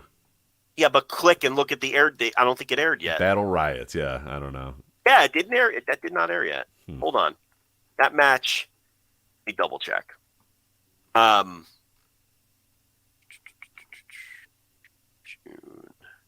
Because they come back. They're on a break until... I actually don't know how to find out when MLW airs or anything, so Oh, you can just look on their YouTube page. Their last show was a month ago. Okay. I thought they weren't, for a while there, they weren't uploading their shows on YouTube. They're back? No, they're back on YouTube, okay. Yeah. So he won the title Oh, on I forgot June Stephanie 20... ruined their TV deal. Forgot about that. Yeah, it was a June 23rd taping. And I'm almost positive that match didn't air yet. So, anyway, he's defending it. So maybe hopefully he doesn't lose it, because then maybe he'll lose it before he wins it. Yeah, yeah, that'd be good. I like that. I like when that happens. All right, so there's that. Jesus Christ, these shows. Oh God, I closed out my window. 1 second. I got it. I got your back. Pretty Empowered defend the women tag team titles against the Hex. I'm excited about this match. Remember on the last show, I told you how much I loved Pretty Empowered. I thought they were. I don't good. know why you're excited about this. This is gonna stink. Pretty Empowered. They're doing an angle on TV where they're about to break up. So, and they had a match this week on TV that got interrupted by another tag team, and it turned it. Do you know what NWA does? This is so confusing. So if it's not a title match, they call it an exhibition match. And it's like, well, is what I'm watching, does it count? Like, why are you calling them? Right, that's a weird. Like, if it's not a title match, it's labeled an exhibition match now. It's so weird. But I don't know. It looks like Pretty Empowered is on the verge of a breakup based on TV. But if you can trust the booking of Pat Kenny, it looks like they're going to break up. So I don't know. I think the Hex stinks. I think they're not great. Hey, look, I didn't say anything about the Hex. I said Pretty Empowered I liked last time. Right. I said nothing about the Hex. If you correct me, I said nothing about the Hex. All right, Camille or Taya Valkyrie, the winner of the main event from night one, facing the Burke Invitational Gauntlet winner. I have no idea where that's going to go, and I don't care. There's a tag team battle royal for the NWA United States tag team titles. I can't. Do you want me to name all these names? I'll just say these tag. How about I say these tag team names, and you can see how many of these tag team names people. I'll give you short little thought on each one. Yeah. Okay, Gold Rush. We talked about. Yeah, that's Jordan Clearwater and Marche Rockette. Yeah. The Miserably Faithful. Yeah, we talked about them earlier. Yeah, Sal the Pal and Gags the Gimp. Yep, Sag the Pal, Gags the Gimp. The Now. Yeah. Hale Collins and Vic Delicious, of course. Of course. Is that Vic Delicious? Oh, I see. Okay. I was like, I don't know how to pronounce that. Vic Delicious. There you go. The Ill Begotten. We talked about them before. Yeah. Rough and Ready will also be there. Yeah. Devon Graves and Deontay. Yeah. The Fixers, who I actually love the Fixers. Jay Bradley got all big and fat. Wrecking Ball Legursky is a great name. He's all big and fat. These guys fucking rock. I love the Fixers. And they fuck dudes up on TV. I don't mind them. No, yeah, that was so. Last time we were previewing an NWA show, Aaron Quinn was filling in for you. You were on one of your many vacations, and you know she was laughing about the Fixers, and I'm like, no, look at them. And then I got a DM like 2 hours later, and I was like, Aaron, I promise you we're gonna love the Fixers. And she's like, all right, I'll check them out. And then 2 hours later, she's like, yes, the Fixers. Yeah, they are so. If you love like Disorderly Conduct or like Roadblock or like. It's those. It's like 1996 WWE Saturday Night Jobber dudes, and they rock. They rule so much. Yeah, Hawk Airy, Luke Hawks and PJ Hawks. Yeah. The Country Gentlemen. Right. Team Ambition. Yeah, Mike Outlaw and Camaro Jackson. Those are I believe those are Davey Richards. Yeah, Davey Richards guys. So those guys, I'm interested to see those guys because Davey Richards, those guys are machines. I fucking love the guys Davey Richards trains. Right. They're awesome. And then the Spectaculars, Brady Pierce and Rush Freeman. Rich, I'm about to tell you more about the Spectaculars than you ever wanted. Oh my God. Well, I know that they are accompanied by Rolando Freeman. So tell me all about this. So 2 weeks ago on TV, Jeremiah Plunkett fired Rush Freeman from the Ill Begotten and replaced him with Brady Pierce. So Brady Pierce comes out and Plunkett's laughing and rubbing his hands together, looking at his new, this new specimen that he's added to the Ill Begotten, right? And Pierce says, you know what, Jeremiah Plunkett? I don't like the way you're treating Rush Freeman. I don't want to be part of a group that just tosses guys aside into the trash like this. Oh, so I'm not joining the Ill Begotten. And then Rush Freeman said, you know, Brady, I like the way you roll. I like the cut of your chin. Yeah, basically. He's like, and you're a good-looking guy. And Brady says, you know what, Rush? You're a good-looking guy. And then Rush is like, do you drink? And Brady's like, yeah. He's like, what's your favorite beer? He's like, I like Dos Equis. He's like, let's go out for a couple beers. And then they gave a high five, and they started a little bromance. Oh, I like it. Yeah, that's cool. So they tossed Plunkett aside. They said the ill-begotten, the hell with that. And now, to top it all off, not only did these guys start like a little bromance, right? They're doing a Fantastics gimmick. Oh, okay. They've got little bow ties and suspenders. Oh, I am in. Hold on a minute. Hence the name. The Spectaculars. The Spectaculars. All right, I'm in. They're like a New Age Fabulous Ones / Fantastics. Did I sell you on it? You sold me way on it. Hell yeah, let's go. I want them to win this tag team battle royal for the vacant NWA United States Tag Team Championships. And I want them to join the long lineage of United States Tag Team Champions like Dick Slater and the Barbarian. I need them to win this battle royal. Brian Pillman and the Z-Man, right? They won him at some point.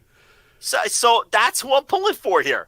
Because I love me a tag team in the lineage of the Fabulous Ones and the Fantastics. Absolutely, yeah. Okay. That title's so great. Are they the last? Are Slater and Barbarian the last guys to ever win that title? Because it went away not that long after, right? Yes, that's the whole bit that I always do. Dick Slater and the Barbarian, the final ones. That's incredible. Yeah. Didn't we talked about the title? There's a Ron Simmons team, and I forget who he teams with, but it's the most random person. Ron Simmons, the U.S. Tag? Yes. Oh, we talked about it when we did, because we've done this bit before. I gotta look it up. Yes, January 14th, 1992, WCW main event, sir. Ron Simmons and Big Josh defeated the Young Pistols to win the NWA WCW United States Tag Team titles. Unfortunately, their reign was over in 34 days when they succumbed to Terry Taylor and Greg Valentine. So yes, that is the best era of those titles. Yeah. Just these random teams, and the titles would change on like the C shows. Right. It was phenomenal. Dick Slater and the Barbarian. Dick Slater and the Barbarian. Incredible.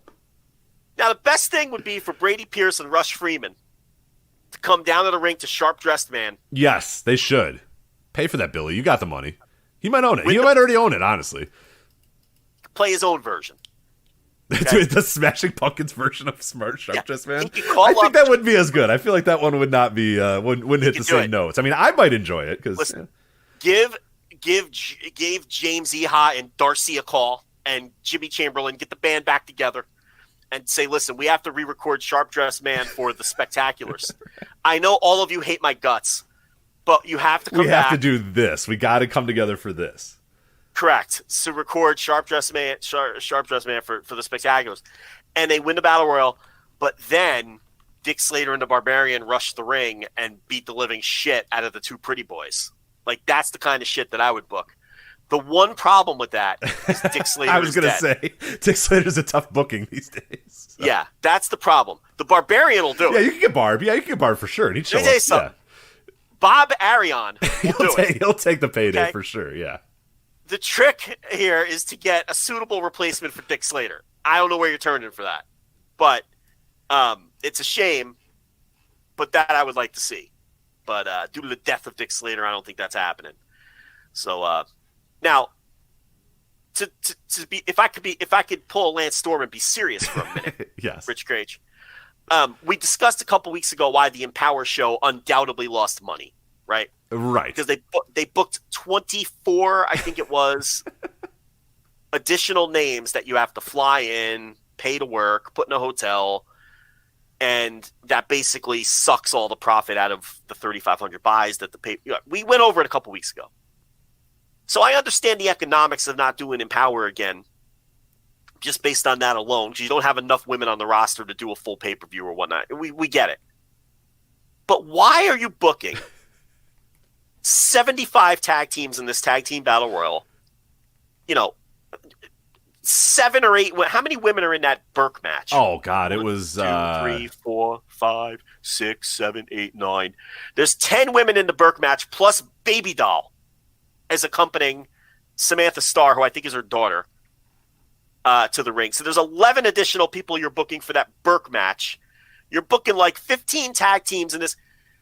Why are you paying all of these people? Well, and then also, to add things, you're booking all these people when you're doing a show in St. Louis, which there's a reason a lot of people don't run St. Louis. It's expensive to run in St. Louis. You have to get a ton of commission fees. You have to provide insurance. You got to provide a lot of different things. So if you're going to book 10,000 people, St. Louis probably not the best place to do that. But yeah, don't you have to be licensed in Missouri? Yes. Mm-hmm. So all these people have to be licensed. There's a reason St. Louis Anarchy runs in another state. They run in Illinois. Yeah, that's why most St. Louis promotions run over the river in Illinois. Right. So, but again, I can't defend Billy for cutting in power because of all the added cost when he's going to book like this. Look at all these extra people. He might as well have just done in power again. If you just want to lose money, if your goal is to lose as much money as possible, yeah, we could have just done that. Got some backpats for it at least. So now look, I understand that the Now isn't commanding gigantic paydays. I get it, but the point remains: why not just have a nice little tag team match to determine the next United States Tag Team Champions? Why do we have to have 15 teams involved? It doesn't make any sense. Pick the team that you want to win the titles and give them an opponent. What are we doing here? This is so totally unnecessary. Yeah, Joe, I'm going to go out on a limb and say I don't think these shows are turning a profit. I'm just going to say it now, so we'll see. No, I mean, they're not going to do any buys. And they haven't sold any tickets. At least the shows last year had full houses. I think if Billy promises the Smashing Pumpkins, and you want the original, you want all the OG Smashing Pumpkins, right? Not the new...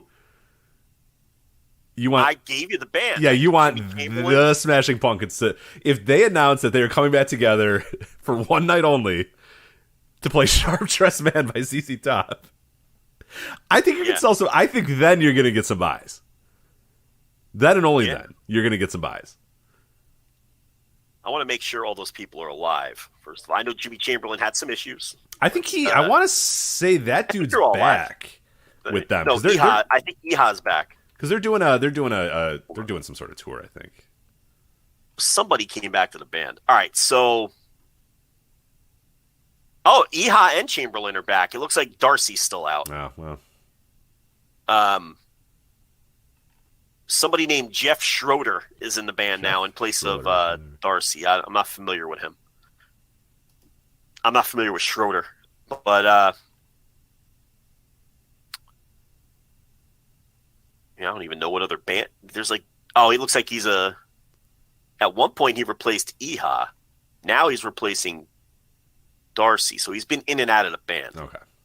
What's this guy doing in the meantime? He just sits home and waits around? Waiting for the @Billy call to come. Yeah. Who dropped out now, Billy? Oh, Iha, all right. I'm in. I'm back. He knows all the songs. He's ready to go, yeah. All right. But that's the... and then, of course, Trevor Murdoch versus Tyrus, which we already discussed, where Tyrus is now the babyface. So, what are you going to do? Fucking horrendous. Good God. Good God. VoiceOfWrestling.com/fight, by the way. You want to order those watch shows. These phenomenal shows. Sure. So the NWA United States Tag Team titles will now be the 8th championship that this company has circulating. Plus, you got the MLW title being defended on this show. That makes 9.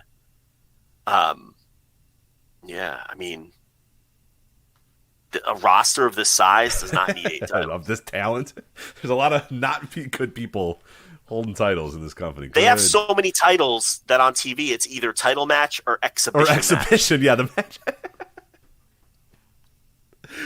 The non-title matches are so irrelevant that they're exhibitions. Oh my god. Oh god. All right, let's get to. This is not a 2-hour flagship, by the way. Looks like it's gonna be a 3-hour one. Told you. You were right. RevPro 10-year anniversary weekend, August 20th, August 21st. Use the new RevPro service. I love when you go to their website and you go to On Demand and a drop-down menu comes with new service, old service. It's like, well, can I choose the old service? Not really, no. You have to choose the new service. Okay, I'll do the new service then. Yeah, they really just need to axe the old service. Why is the other one there? It's just... I can understand an overlapping transition period to get people to move over to the new one. But aren't we well past the point where everybody should know that there's a new service now? I would think so, yeah, because when they said new service and old service, I was like, well, I mean, I'll do the old service if you're going to let me. I already know everything about that one. And then it's like, you can't access this. And I was like, oh, well, then, I don't know why I was given the option. Get in, I don't think they put the new shows on the old service is what the deal is. Yeah. So all the old stuff is on the old service and all the new shows are on the new service, I guess. So the last show on the old service is Live in London 63 with the Will Ospreay Mad Kurt main event. Okay. Which actually is a more recent show than I thought. That was in July. But I guess there's still people paying for the old service, so they don't want to. Why don't they just take the people is the paying archive, is the old archive on the new service, I guess, would be a question. But it seems like all too much work.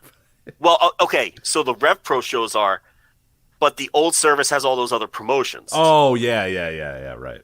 So I guess they figure people might be paying for access to, OTT and Southside, and I think there's AAW shows even on there, and on the Pivot Share version of because they've gotten away from Pivot Share with the new version. So I don't know. I guess that's why they're keeping that alive. But the thing is, people subscribe to things and forget that they're subscribed to them, right? And it's like, I don't know how many people how many people could possibly be subscribed to the old RevPro Pivot Share who are like, no, I have to keep this because I need my, Yeah, what if I want to watch Southside Wrestling? I need that, yeah. Yeah, I want to watch the April 2019 AAW show, so I need this. So just shut it down and stop charging those people. Like, what are we doing?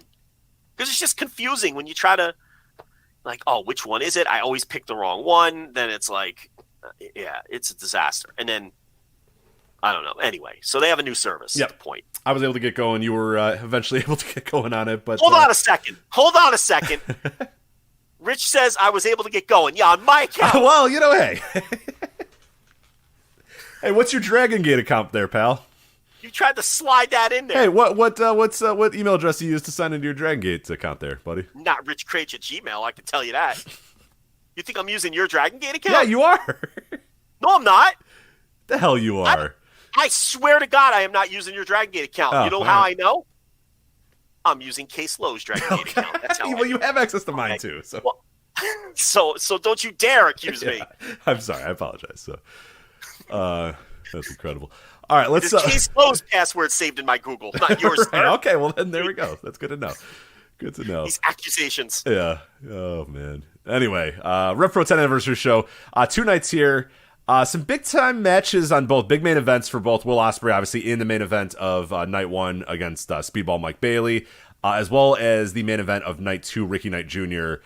He faced for the undisputed British heavyweight title. Will Ospreay defending the title against Ricky Knight Jr. How do you want to cover these shows? Because I don't know that we necessarily need to go match by match. I guess we can. There's not a ton of matches on these, but I'll say that I wasn't blown away by these shows. There was some stuff that I liked on both shows, but I thought pretty much every match went way longer than it needed to go on both nights. And I really liked Ricky Knight Jr. Will Ospreay. I didn't love Will Ospreay versus Mike Bailey, so I don't know if I have a ton to talk about, but maybe I should ask you, do you have a ton to talk about with these shows? Do you want to go match by match? How do you want to cover the RevPro 10th anniversary shows? I could speed run through the undercards like that episode of Night Court with Dan Felding where they're trying to break the record for number of cases in a day, and he helps them get in right under the wire. Did you see that classic episode? I did not see that classic episode of Night Court, unfortunately. I apologize.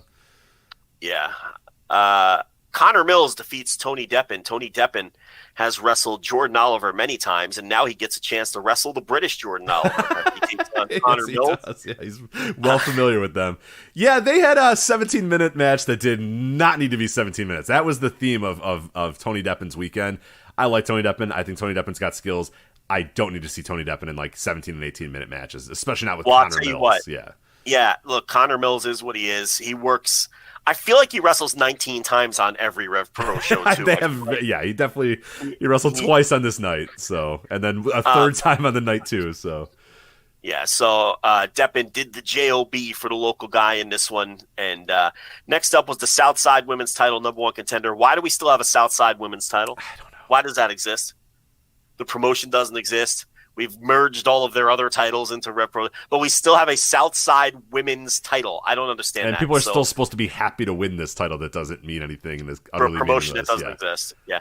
So Chantel Jordan defeats Maya Matthews. We had Luke Jacobs, the undisputed British Cruiserweight champion. Have they had this man step on a calibrated scale? That was my note. He is not a cruiserweight. Like, no by offense. any standard. By any standard, my man is not a cruiserweight. First off, he's like 6'1". So just by that very nature, he's probably, and he's a portly fella. So like, there's some tomfoolery afoot here because that man is not a cruiserweight by any measure. He is rocking the Walter, old school Walter physique. He is maybe 230, right? Like he's got to be in that range, right? And like, I am enjoying the hell out of his work. Yeah, no, he's been good. He's just not like the match started and they're like, this is for the cruiserweight title. A cruiserweight? This guy? Like, what are we doing? Yeah, no way. Yeah, not a chance that my man Luke Jacobs is a cruiserweight. But I want to talk more about his match with. I like the Francisco Akira match, but I want to talk more about the Deppen match on night 2. Same with me. I thought Jacobs had a really great weekend. The problem is there's no fucking way he's a cruiserweight. Strap match. Shota Minu defeats Yota Tsuji. So bad. I like that my man Shota. He's got abs now. He clearly got whipped into shape. Oh, he's in shape. He is in shape. Somebody scared the shit out of him, and he got himself in shape. But God, this was bad. This was so bad. Look, listen. It's a learning excursion. And they're getting ready. They're getting King of Pro Wrestling practice is what they're doing with the strap match here. Yeah. It's been an ongoing story. And Shota, the babyface, comes out ahead here. And he is in great shape now and doing great work, though, to be fair.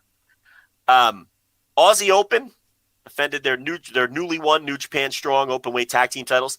Those were the title belts they were wearing on Dynamite, which I don't think the commentary told anyone about last night.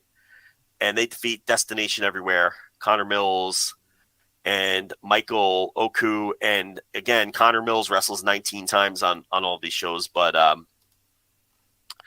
there would be more to talk about with Destination Everywhere. Let's talk about on the next show. So, and then the main event, Will Ospreay versus Mike Bailey, two of the leading contenders for Wrestler of the Year.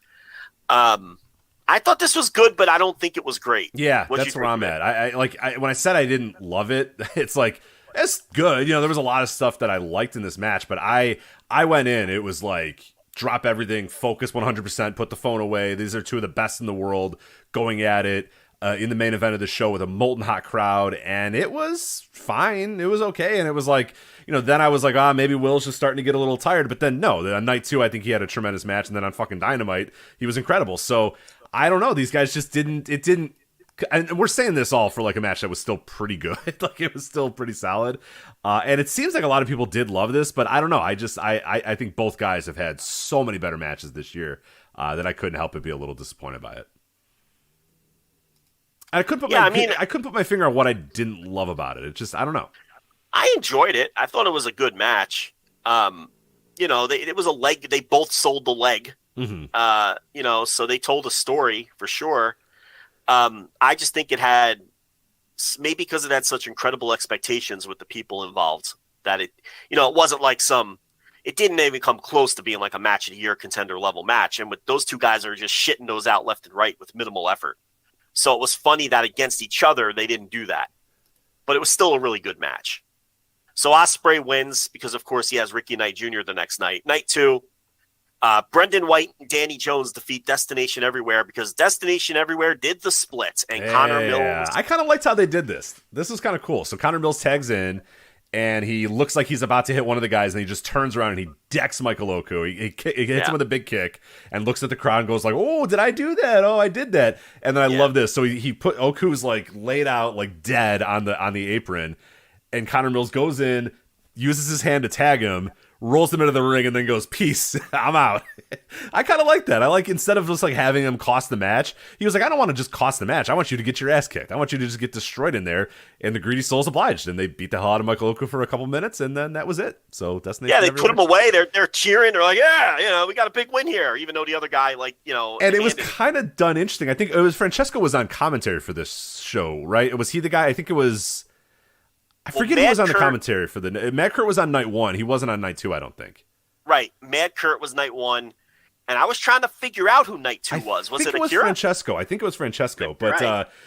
So Andy is like, "Oh, unbelievable, the Greedy Souls." And then Francesco, or whoever was doing it, was like, "Hey, look, they just took advantage of the opportunity. Like, they had nothing to do with the guy getting turned on. Michael Oku, a dead body was given to them, and they just went, well, all right, we'll win the match then. Like, what are they supposed to do?" So I liked that bit of Jesse Ventura logic out of the Francesco or whoever it was that said it. Like, "Hey, look, the Greedy Souls had nothing to do with this. They didn't do anything. They just got an opportunity to pin Michael Oku, so of course they're going to take it." Yeah, Brendan White pumping his fists, big win. Right, yeah. I like that. But what this match made me think about watching Brendan White, I'm like, you know who I haven't seen in a while? My boy Kenneth Halfpenny. And I looked it up.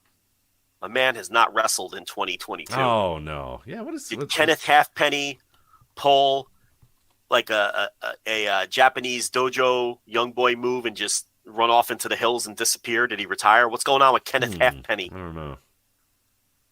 I need to investigate. I vow to get the scoop. Please do. On Kenneth Halfpenny, who hasn't wrestled since December. RevPro original, Kenneth Halfpenny. Okay, so there's a long tweet thing that he says here. I looked at his Twitter, and it's March he posted about it. There goes my investigation. Yeah, short answer is I've been injured during wrestling practice. I tore my meniscus. My mind was suffering. I wasn't happy with where I was. Rehabilitation, yada yada yada. Just seems like he got hurt and lost the love. So, you could have just let me do my investigation. I'm sorry. Well, you would have found. I could have put myself over as a great sleuth by finding this Twitter thread myself. Because face it, no one else is going to look it up. And you got to blow up my spot. I'm sorry. You got to blow up my spot. I mean, maybe you could find out more. I mean, that was in March. There's plenty to be learned. That was just in March. So something else could be going on. Listen, I'm going to DM him. I'm getting to the bottom of this. Now, what's the worst he can do? Just ignore you, right? Well, the worst he can do is what. Well, let's not do that. Is give me a lecture on what journalism is. Yes, and then not actually answer any questions. On the 1 and 2s. Southside women's title match. Kanji defeats Chantel Jordan. Good. Right. Okay, I enjoyed parts of this. Again, did not need to go 15 minutes. That is the one thing with these shows. I know they wanted to do it in they have 2 shows on a weekend, but the problem, especially on this night 2, because there's probably a lot of the same people that are on night 1, the crowd started dying during these matches and didn't get up until the main event because they were like, "Hey, I probably was there yesterday and watched a lot of matches." I mean, this fucking strap match went like 25 minutes or something like that. Absurd length for that. And then a lot of Luke Jacobs and Tony Deppen, which we're going to talk about in a bit. I enjoyed the match. It did not need to go 18 minutes. And then what you were just doing is the crowd was just dying on the vine here until they got Ricky Knight Jr. and Will Ospreay, and then they were into it. But yeah, I would advise against having these 2 nights. I would try to get everything into one night if you can moving forward. It felt like a big ask for this crowd, but regardless. I didn't make note of that. But now that I think about it, I really wasn't paying attention to the crowd that much, I guess. Well, I usually do because one of the best parts about watching British wrestling, European wrestling is a hot crowd, and it's pretty noticeable to me when they're not hot at all, and there definitely was that about halfway through this night 2. So Luke Jacobs, once again, I demand this man step on a calibrated scale, but he once again defended this cruiserweight title against Tony Deppen. I thought this rocked. I really enjoyed this a lot. I thought it was a little better than the Akira match, but they were both very good. I thought Deppen was excellent here. I thought there was a very good face-heel dynamic to this. And Deppen came here and worked his ass off 2 nights in a row. I thought Luke Jacobs was one of the standouts of this set of shows. I was very impressed by him. There's no shot he's a cruiserweight, but he's a real comer. I think that He just needs to find some charisma, and I think he's starting to find it with sort of he is. He really is. New body and working like a hoss. I think that's working for him. Yeah, I agree. I'm with you. I think this is because I've always thought he had something, but never quite fully saw it all the way. But this weekend, when we left this weekend after watching everything, he was one of the guys that was definitely like, all right, I'm going to keep an eye on this guy. Like, especially now that we're going to be in a post-Will, RevPro, that there are open spots. There is potential for people to move up the ladder and get to these places. And I think Luke Jacobs is a guy to definitely keep your eye on this year. Because, I thought he owned the room on this entire weekend. I thought he was the best part of both those matches. And Deppen was good on this match too, but I thought Jacobs was really, really, really good. So we had Gideon Gray come out and interrupt the ring announcer. That's the gimmick they do where he comes out and interrupts that ring announcer. I don't know her name. She's got the glasses and the dark hair. And Mad Kurt comes out, and then they do some banter. These men are so British, I couldn't understand a word either one of them was saying. These are extremely British men. And plus with RevPro's audio. I will say this. RevPro's, I thought, video was much improved. Yes. The audio, there's still a little. We still pop the meters a little bit, but hey, it is. Well, the mics are a little shaky. Like the commentary sounds fine. I thought their production by RevPro standards, mind you, was pretty good for these shows. Do you know what helped? This is gonna sound weird. I put the motion smoothing on my TV. Okay. And it looked great. Like it really finished because I never used that. Obviously, no one ever used that feature. Only weirdos use that feature. But I turned it on for these shows, and it was like, wow, this is the best RevPro's ever looked on my TV. But so Mad Kurt and Gideon Gray are cutting extremely British promos on each other that I don't understand. I couldn't understand a word they were saying either.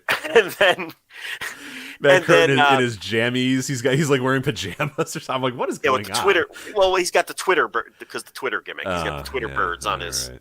That's what that is. Pajamas. Great. Yeah, I was like, what is going on? You can't hear anything. It's like, I'm like, I don't know what's happening. Yeah. Absolutely. It's so not hard. that I would understand if they were talking in front of me. If they were literally 5 feet away from me having the same conversation, I wouldn't understand what the hell they were saying either. But yeah, particularly could not tell in this RevPro. Yeah, mate. I don't know what the fuck they're talking about. Okay, talking about birds and fucking. So, Mad Kurt says he's got the. I guess I'm gonna assume he said he had a special surprise for Gideon Gray, and Party Hard by Andrew WK hits. So we all know what that means. It's Eddie Dennis. Eddie, my guy. I was just talking about Eddie Dennis last week. Yeah. So he's back out with his fucking original fucking UK indie music, and we asked the question last week. We weren't sure, but there is no they when they cut the NXT UK guys, they're free to work indies immediately. That's the story. So I think Meltzer reported that, and RevPro took advantage immediately by bringing in Eddie Dennis, who then had an impromptu match with Gideon Gray, and of course beat him. Gideon Gray, listen, this man was ambushed. He wasn't in proper wrestling attire. I think we have to cut him a break here. All right, so he's out there wrestling in like skin tight jeans. You can't expect. He was not ready at all, and his opponent. I mean, how could he possibly know that Eddie Dennis would have showed up? So yeah, he couldn't properly prepare for the opponent. There's a lot of problems I have with this match. Okay, so if I'm Gideon Gray, I'm asking for a rematch. Okay, but did you see he got booked for New Japan? Gideon Gray? I did. The Lord Gideon Gray on New Japan. The world is going to find out what we've known for a long time. One of the great wrestling personalities, Lord Gideon Gray. He earned it. I'm happy about it. He is such a sleazy 80s style man. I love it, too. He just looks like just disgusting human. He comes out and you're just like, oh, gross. Like, look at this guy. Yeah. in all the best ways possible. He's just the slimiest looking guy you've ever seen. I love him so much. He's so good. Such a clip. You just look at this guy and you're like, oh gross.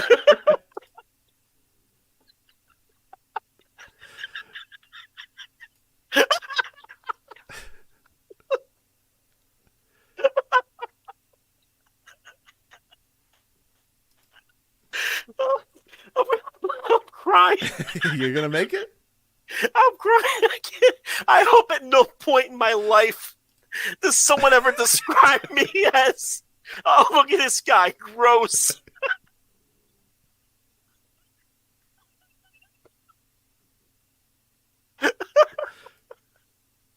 Oh, my stomach hurts. The way that you just said that so casually. He's a gross looking dude, but in a good, I mean that in the most endearing way possible. That's what he's going for, I think, right?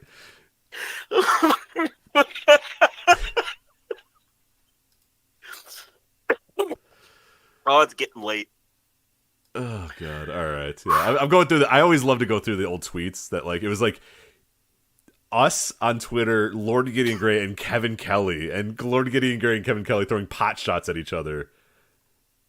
Pretty good, and they could come back. We could have that again. So we'll have to let Kevin Kelly know that he owes a receipt to Lord Gideon Gray when he comes back into town. So look at this guy. Oh, gross.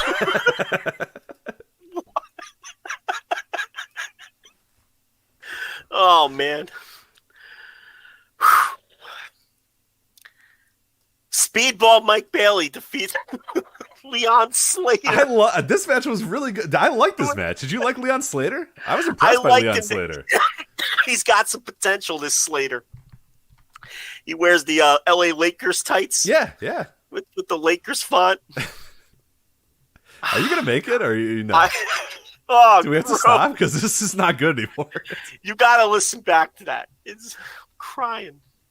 I got stomach pains. No, this was good. I mean, you could tell that Bailey. It's a good match.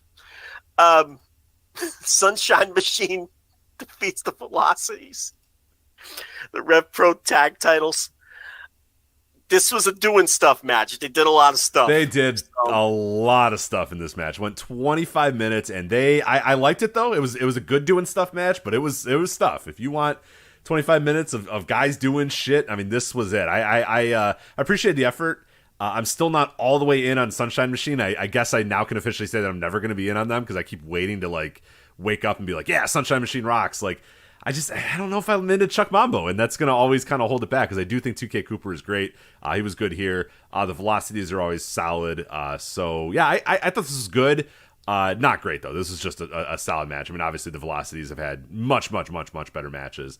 I just don't know if Sunshine Machine is quite there. But they hung with them. I'll give them credit. They hung with the velocities the entire way, which is not easy to hang with the velocities because they're very good. Here's the problem with the velocities, okay? A lot of the crazy shit they do, no other team, they do a lot of shit that no one else can do or that no one else does. They're very creative, and I don't want to come off like Rip Rogers here because, obviously people know that I'm not that guy. But some of the shit they do needs to be the finish. I mean, let's be honest. They do that one flippy-do off the top that turns into like a DDT.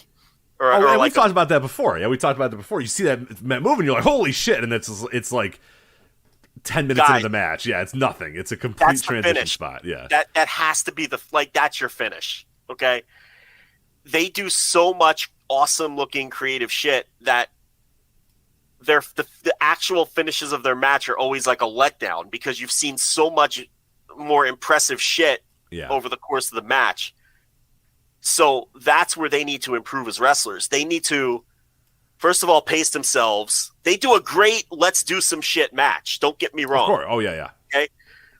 But they need to pace themselves better in terms of how they space out their spots. And their shit that they do that no one else in the world does needs to be the shit that they do at the end of the match. They got to stop doing this wild shit, 17 minutes into a 25-minute match. And then the match ends on something that's not nearly as impressive. That's my main critique of them. But, this was I'm going to tell you, this was the kind of match that you would love live. A little bit rough watching it on tape. Like, it's too long to watch it on tape. Right, It's a 25-minute match. But if you're in the building, these guys are doing it's a stunt show. It's a great doing stuff kind of match. But it's a better match in person than watching it back on VOD. Yeah. That's the kind of match this was. And TK Cooper he's never matching the magic he had with his previous tag team with Chuck Mambo. Look, I'm not, obviously Travis Banks lost his career for very valid reasons, but just, breaking down the wrestling, the dynamic that they had, that 3-person group, right? And we all know how his relationship ended and how Travis Banks, turned out to be a jerk and needed to be banished, from wrestling. And I get all that.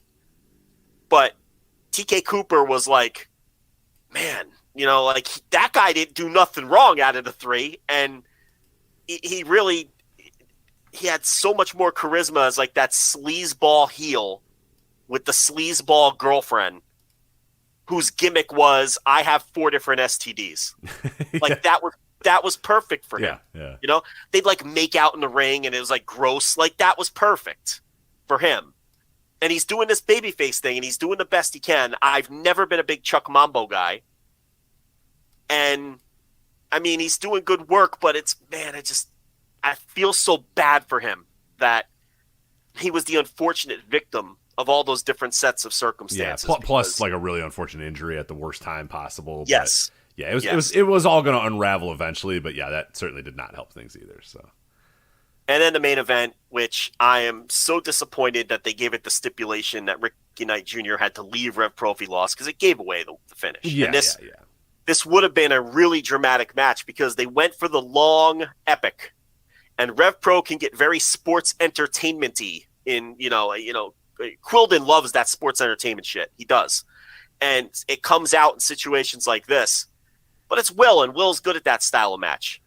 Sort of the NXT black and gold style epic with the overwrought storytelling. Yeah, overwrought storytelling, a couple ref bumps. This guy can never wrestle again if he loses. He'll never get another opportunity or never shot.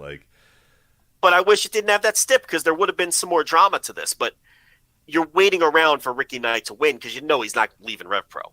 So, but it was great. I thought it was better. I liked it better than the Mike Bailey match. Different kind of match, obviously. Yes, yeah, I would say definitely liked it better than the other one. But I enjoyed it more. And Will put Ricky Knight over, and we knew he'd put RKJ over eventually, and he did here. And now RKJ. Listen, we've seen him elevated from opening match guy to champion, all from the start of the pandemic in front of no fans and those little hotel shows to now. Yeah, I was going to say, a 2-year story culminated in this match. So those of us that have been watching RevPro for all that time, this is great. Yeah, you felt very fulfilled. Those people that are RevPro fans felt very, very fulfilled in what they got out of that. And yeah, I kind of felt the same way. I was like, wow, I saw this entire run. I saw this guy come out, and he was a pre-show guy, just a guy on the card. And little by little build himself up. And we, even said during the pandemic era, like, hey, this is a guy to keep your eye on. Like, they're going to do something with this guy. And yeah, it's now, 18 months or whatever, he's there and it's awesome. Yeah. It was obvious that they picked the guy and they were going to make him a star, and they did. So these shows drew pretty well. There were a couple empty seats upstairs. You'd notice a couple empties up on the balcony. Yeah. But for the most part, everything on the floor was sold, and most of the seats up top were sold. These weren't vintage shows in this building where it's like packed to the rafters when Minoru Suzuki's main eventing or something, Tomohiro Ishii, but they drew very good crowds, and they completed the RKJ story, and and away we go. Look, this is a nice little indie. It right now is my favorite indie to follow, and you got to give Will Ospreay a lot of credit because. He didn't have to keep working these shows. And I know he's tight with the guy that owns it, and he's probably part of the office, let's be honest. But, he kept this place afloat when the rest of the scene around him just crumbled and died. And largely because of Will Ospreay, RevPro not only survived through speaking out, through the pandemic, but is now the only promotion really thriving in the scene. And that's largely on the back of Will Ospreay. And he does deserve credit for that. And now there's, they brought Eddie Dennis back in, and I'm sure they'll take a look at some of the other wrestlers that were released, and RevPro's really, they run more shows than you think. It's really the place to be in that scene right now. I mean, there's nothing else going on. You want to run these you want to work these progress shows on fucking Peacock that nobody pays any attention to. I suppose you could do that. But it's this was the Survivor. They just kept their nose down. They did their thing. They faced a lot of criticism. They ignored it. They just kept doing the work. They kept doing the right things. They didn't book any of the people they shouldn't have booked. And they came out the other end pretty much where they were when all of this shit started. And they deserve credit. They did a nice job. Absolutely. Yeah, and I wrote a piece for flagshippatreon.com about the death of NXT UK, a little bit about how RevPro was kind of the last thing standing, the last company standing. Neil David did an incredible job on this week's Eurograps Express, if you've never listened to that show. He does a solo show about the European wrestling scene, mostly British wrestling, but tries to cover all of European wrestling, tries to cover some different regions as well that people might not check out and might not keep an eye on. He does a tremendous job with that show. And this particular episode about NXT UK was phenomenal because he's on the ground. He's living it. He's a guy who went to the show and saw the scene, just get destroyed in front of him or whatever. But RevPro deserves a lot of credit. And after the show, Will Ospreay said, that he was going to take a little bit of a break. He's going to be, focusing on Japan and America for a little while. I'm paraphrasing that, but that's essentially what he was trying to say here. But I thought what was really telling about that more than anything, he said, quote, "If you lost your job, then my heart goes out to you. But when you come back here, you wipe your feet at the door and you wash the dishes because this locker room are the ones who kept the lights on while you were gone." Mm-hmm. Boom. Yep. Mic drop. Yeah. And we're all chasing dreams and killing our scene, and we kept chugging along. Now you're all back because this is all done, but this scene's fucking destroyed. It's all in rubble, but not us. We're fine. And not because of any of you assholes coming back. You guys left and said, we don't really care. Fuck this. We're just get our money, get our thing. Yeah, I go into, if you want to go more about the detail of just how the whole NXT UK thing started and how predatory most of it was and how people should have seen this coming from a mile away, but of course they didn't see it coming from a mile away. Not the way. The inevitable death of NXT UK up on flagshippatreon.com, $10 tier. I just posted it. So we're being told that there was a train strike, and allegedly a lot of that all of the tickets were sold. But London, I guess, is a lot like New York, where if you can't get the train, you're not driving there. Yeah. Okay. Right. City. So the train strike, I think, kept a lot of the people who bought tickets away from the show. So, I mean, it was mostly full anyway. But there were, you couldn't tell. It didn't seem like noticeable. But yeah, I guess there was a few that I could see in the upper deck or whatever. So that's not bad. If I did see a lot. I'm glad you mentioned that because a lot of people did say, "Oh, there's a train strike, so watch out. That could be real bad." And I was kind of expecting, "Oh man, these crowds are going to be." But yeah, they were pretty solid crowds, no matter what. So yeah. So there you go. That is RevPro, and that is this episode of the Flagship. We'll get to the Stardom. That's not until November 20th, so we got plenty of time to cover Stardom, New Japan's crossover show. But that is it for the Flagship. FlagshipPatreon.com. You definitely want to go there. We got a lot of stuff. As we mentioned, the instant reaction live from the AEW Dynamite this week. I have a new episode of my Goldberg series coming out in the next few days. I got all the notes. Just have to sit down and record it. Got that stuff. Normally, you're going to get the Thursday Dynamite reviews. You did not get that this week because we reviewed Dynamite on the instant reaction, but every single week you're going to get that. You have, as I said, the written piece, the Not the Way, as well as all the written pieces we've ever done, available at the $10 tier. A lot of written stuff. Match of the week, random TV reviews, plenty of other stuff available there at flagshippatreon.com, so definitely want to get on that now. Going to be a big month as well. In September, so if you don't want to get it now in August with only a few days left to go, September is going to be big. All out instant reaction and plenty of other stuff going on. Hey, if you're on that $10 tier because you just upgraded or bought it for the instant reaction show last night for Dynamite, stay on in September because you're going to get the the live instant reaction for All Out. Right. So I would advise just holding on to your $10 sub. Because if you were interested in last night's Dynamite live instant reaction, you're probably the same kind of person who's going to be interested in the All Out live instant reaction. Yep. So we're going to be doing one of those. You will be rushing home, right? And then we'll. Yes, yeah, I'll be at All Out. But I last time I was able to get back in like 40 minutes. Yeah, it was fine. Yeah, it was fine. Yeah, everybody was ready. Nobody was. I was worried. Oh my god, everyone's going to be annoyed. And no, everybody was fine. So No. So you may as well just hold on to those $10 subs for September for All Out. And there you go. So that's flagshippatreon.com. Voice of Wrestling Podcast Network as well. Make sure you subscribe. I mentioned the Eurographs Express. I mentioned You've Got to Be Kidding Me. Plenty of other stuff available.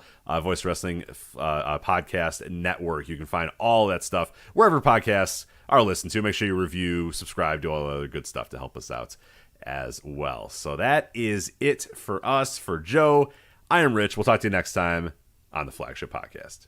Take care. I knew hitting menopause would have a few surprises, but incontinence? Who knew? A little bit of pee's not going to stop me being me. Tenna stylish black underwear, discreet and 30% more absorbent than always discreet boutique underwear. Now available online and in-store at Walmart. Visit tenna.us/stylish to learn more. Kind to skin, protects like Tenna. Based on standard absorbency testing versus always discreet boutique black underwear. Progressive presents Forced Metaphors about bundling your home and auto. When you bundle your home and auto with Progressive, you get great savings and round-the-clock protection, which is as beautiful as looking your firstborn child in the eyes for the first time. Well, that's a bit much. Maybe it's more like looking your second-born child in the eyes for like the third or fourth time. Point being, the savings and round-the-clock protection are really, really magical. Forced Metaphors, presented by Progressive. Bundle and protect today. Progressive Casualty Insurance Company and affiliates. Discount not available in all states or situations.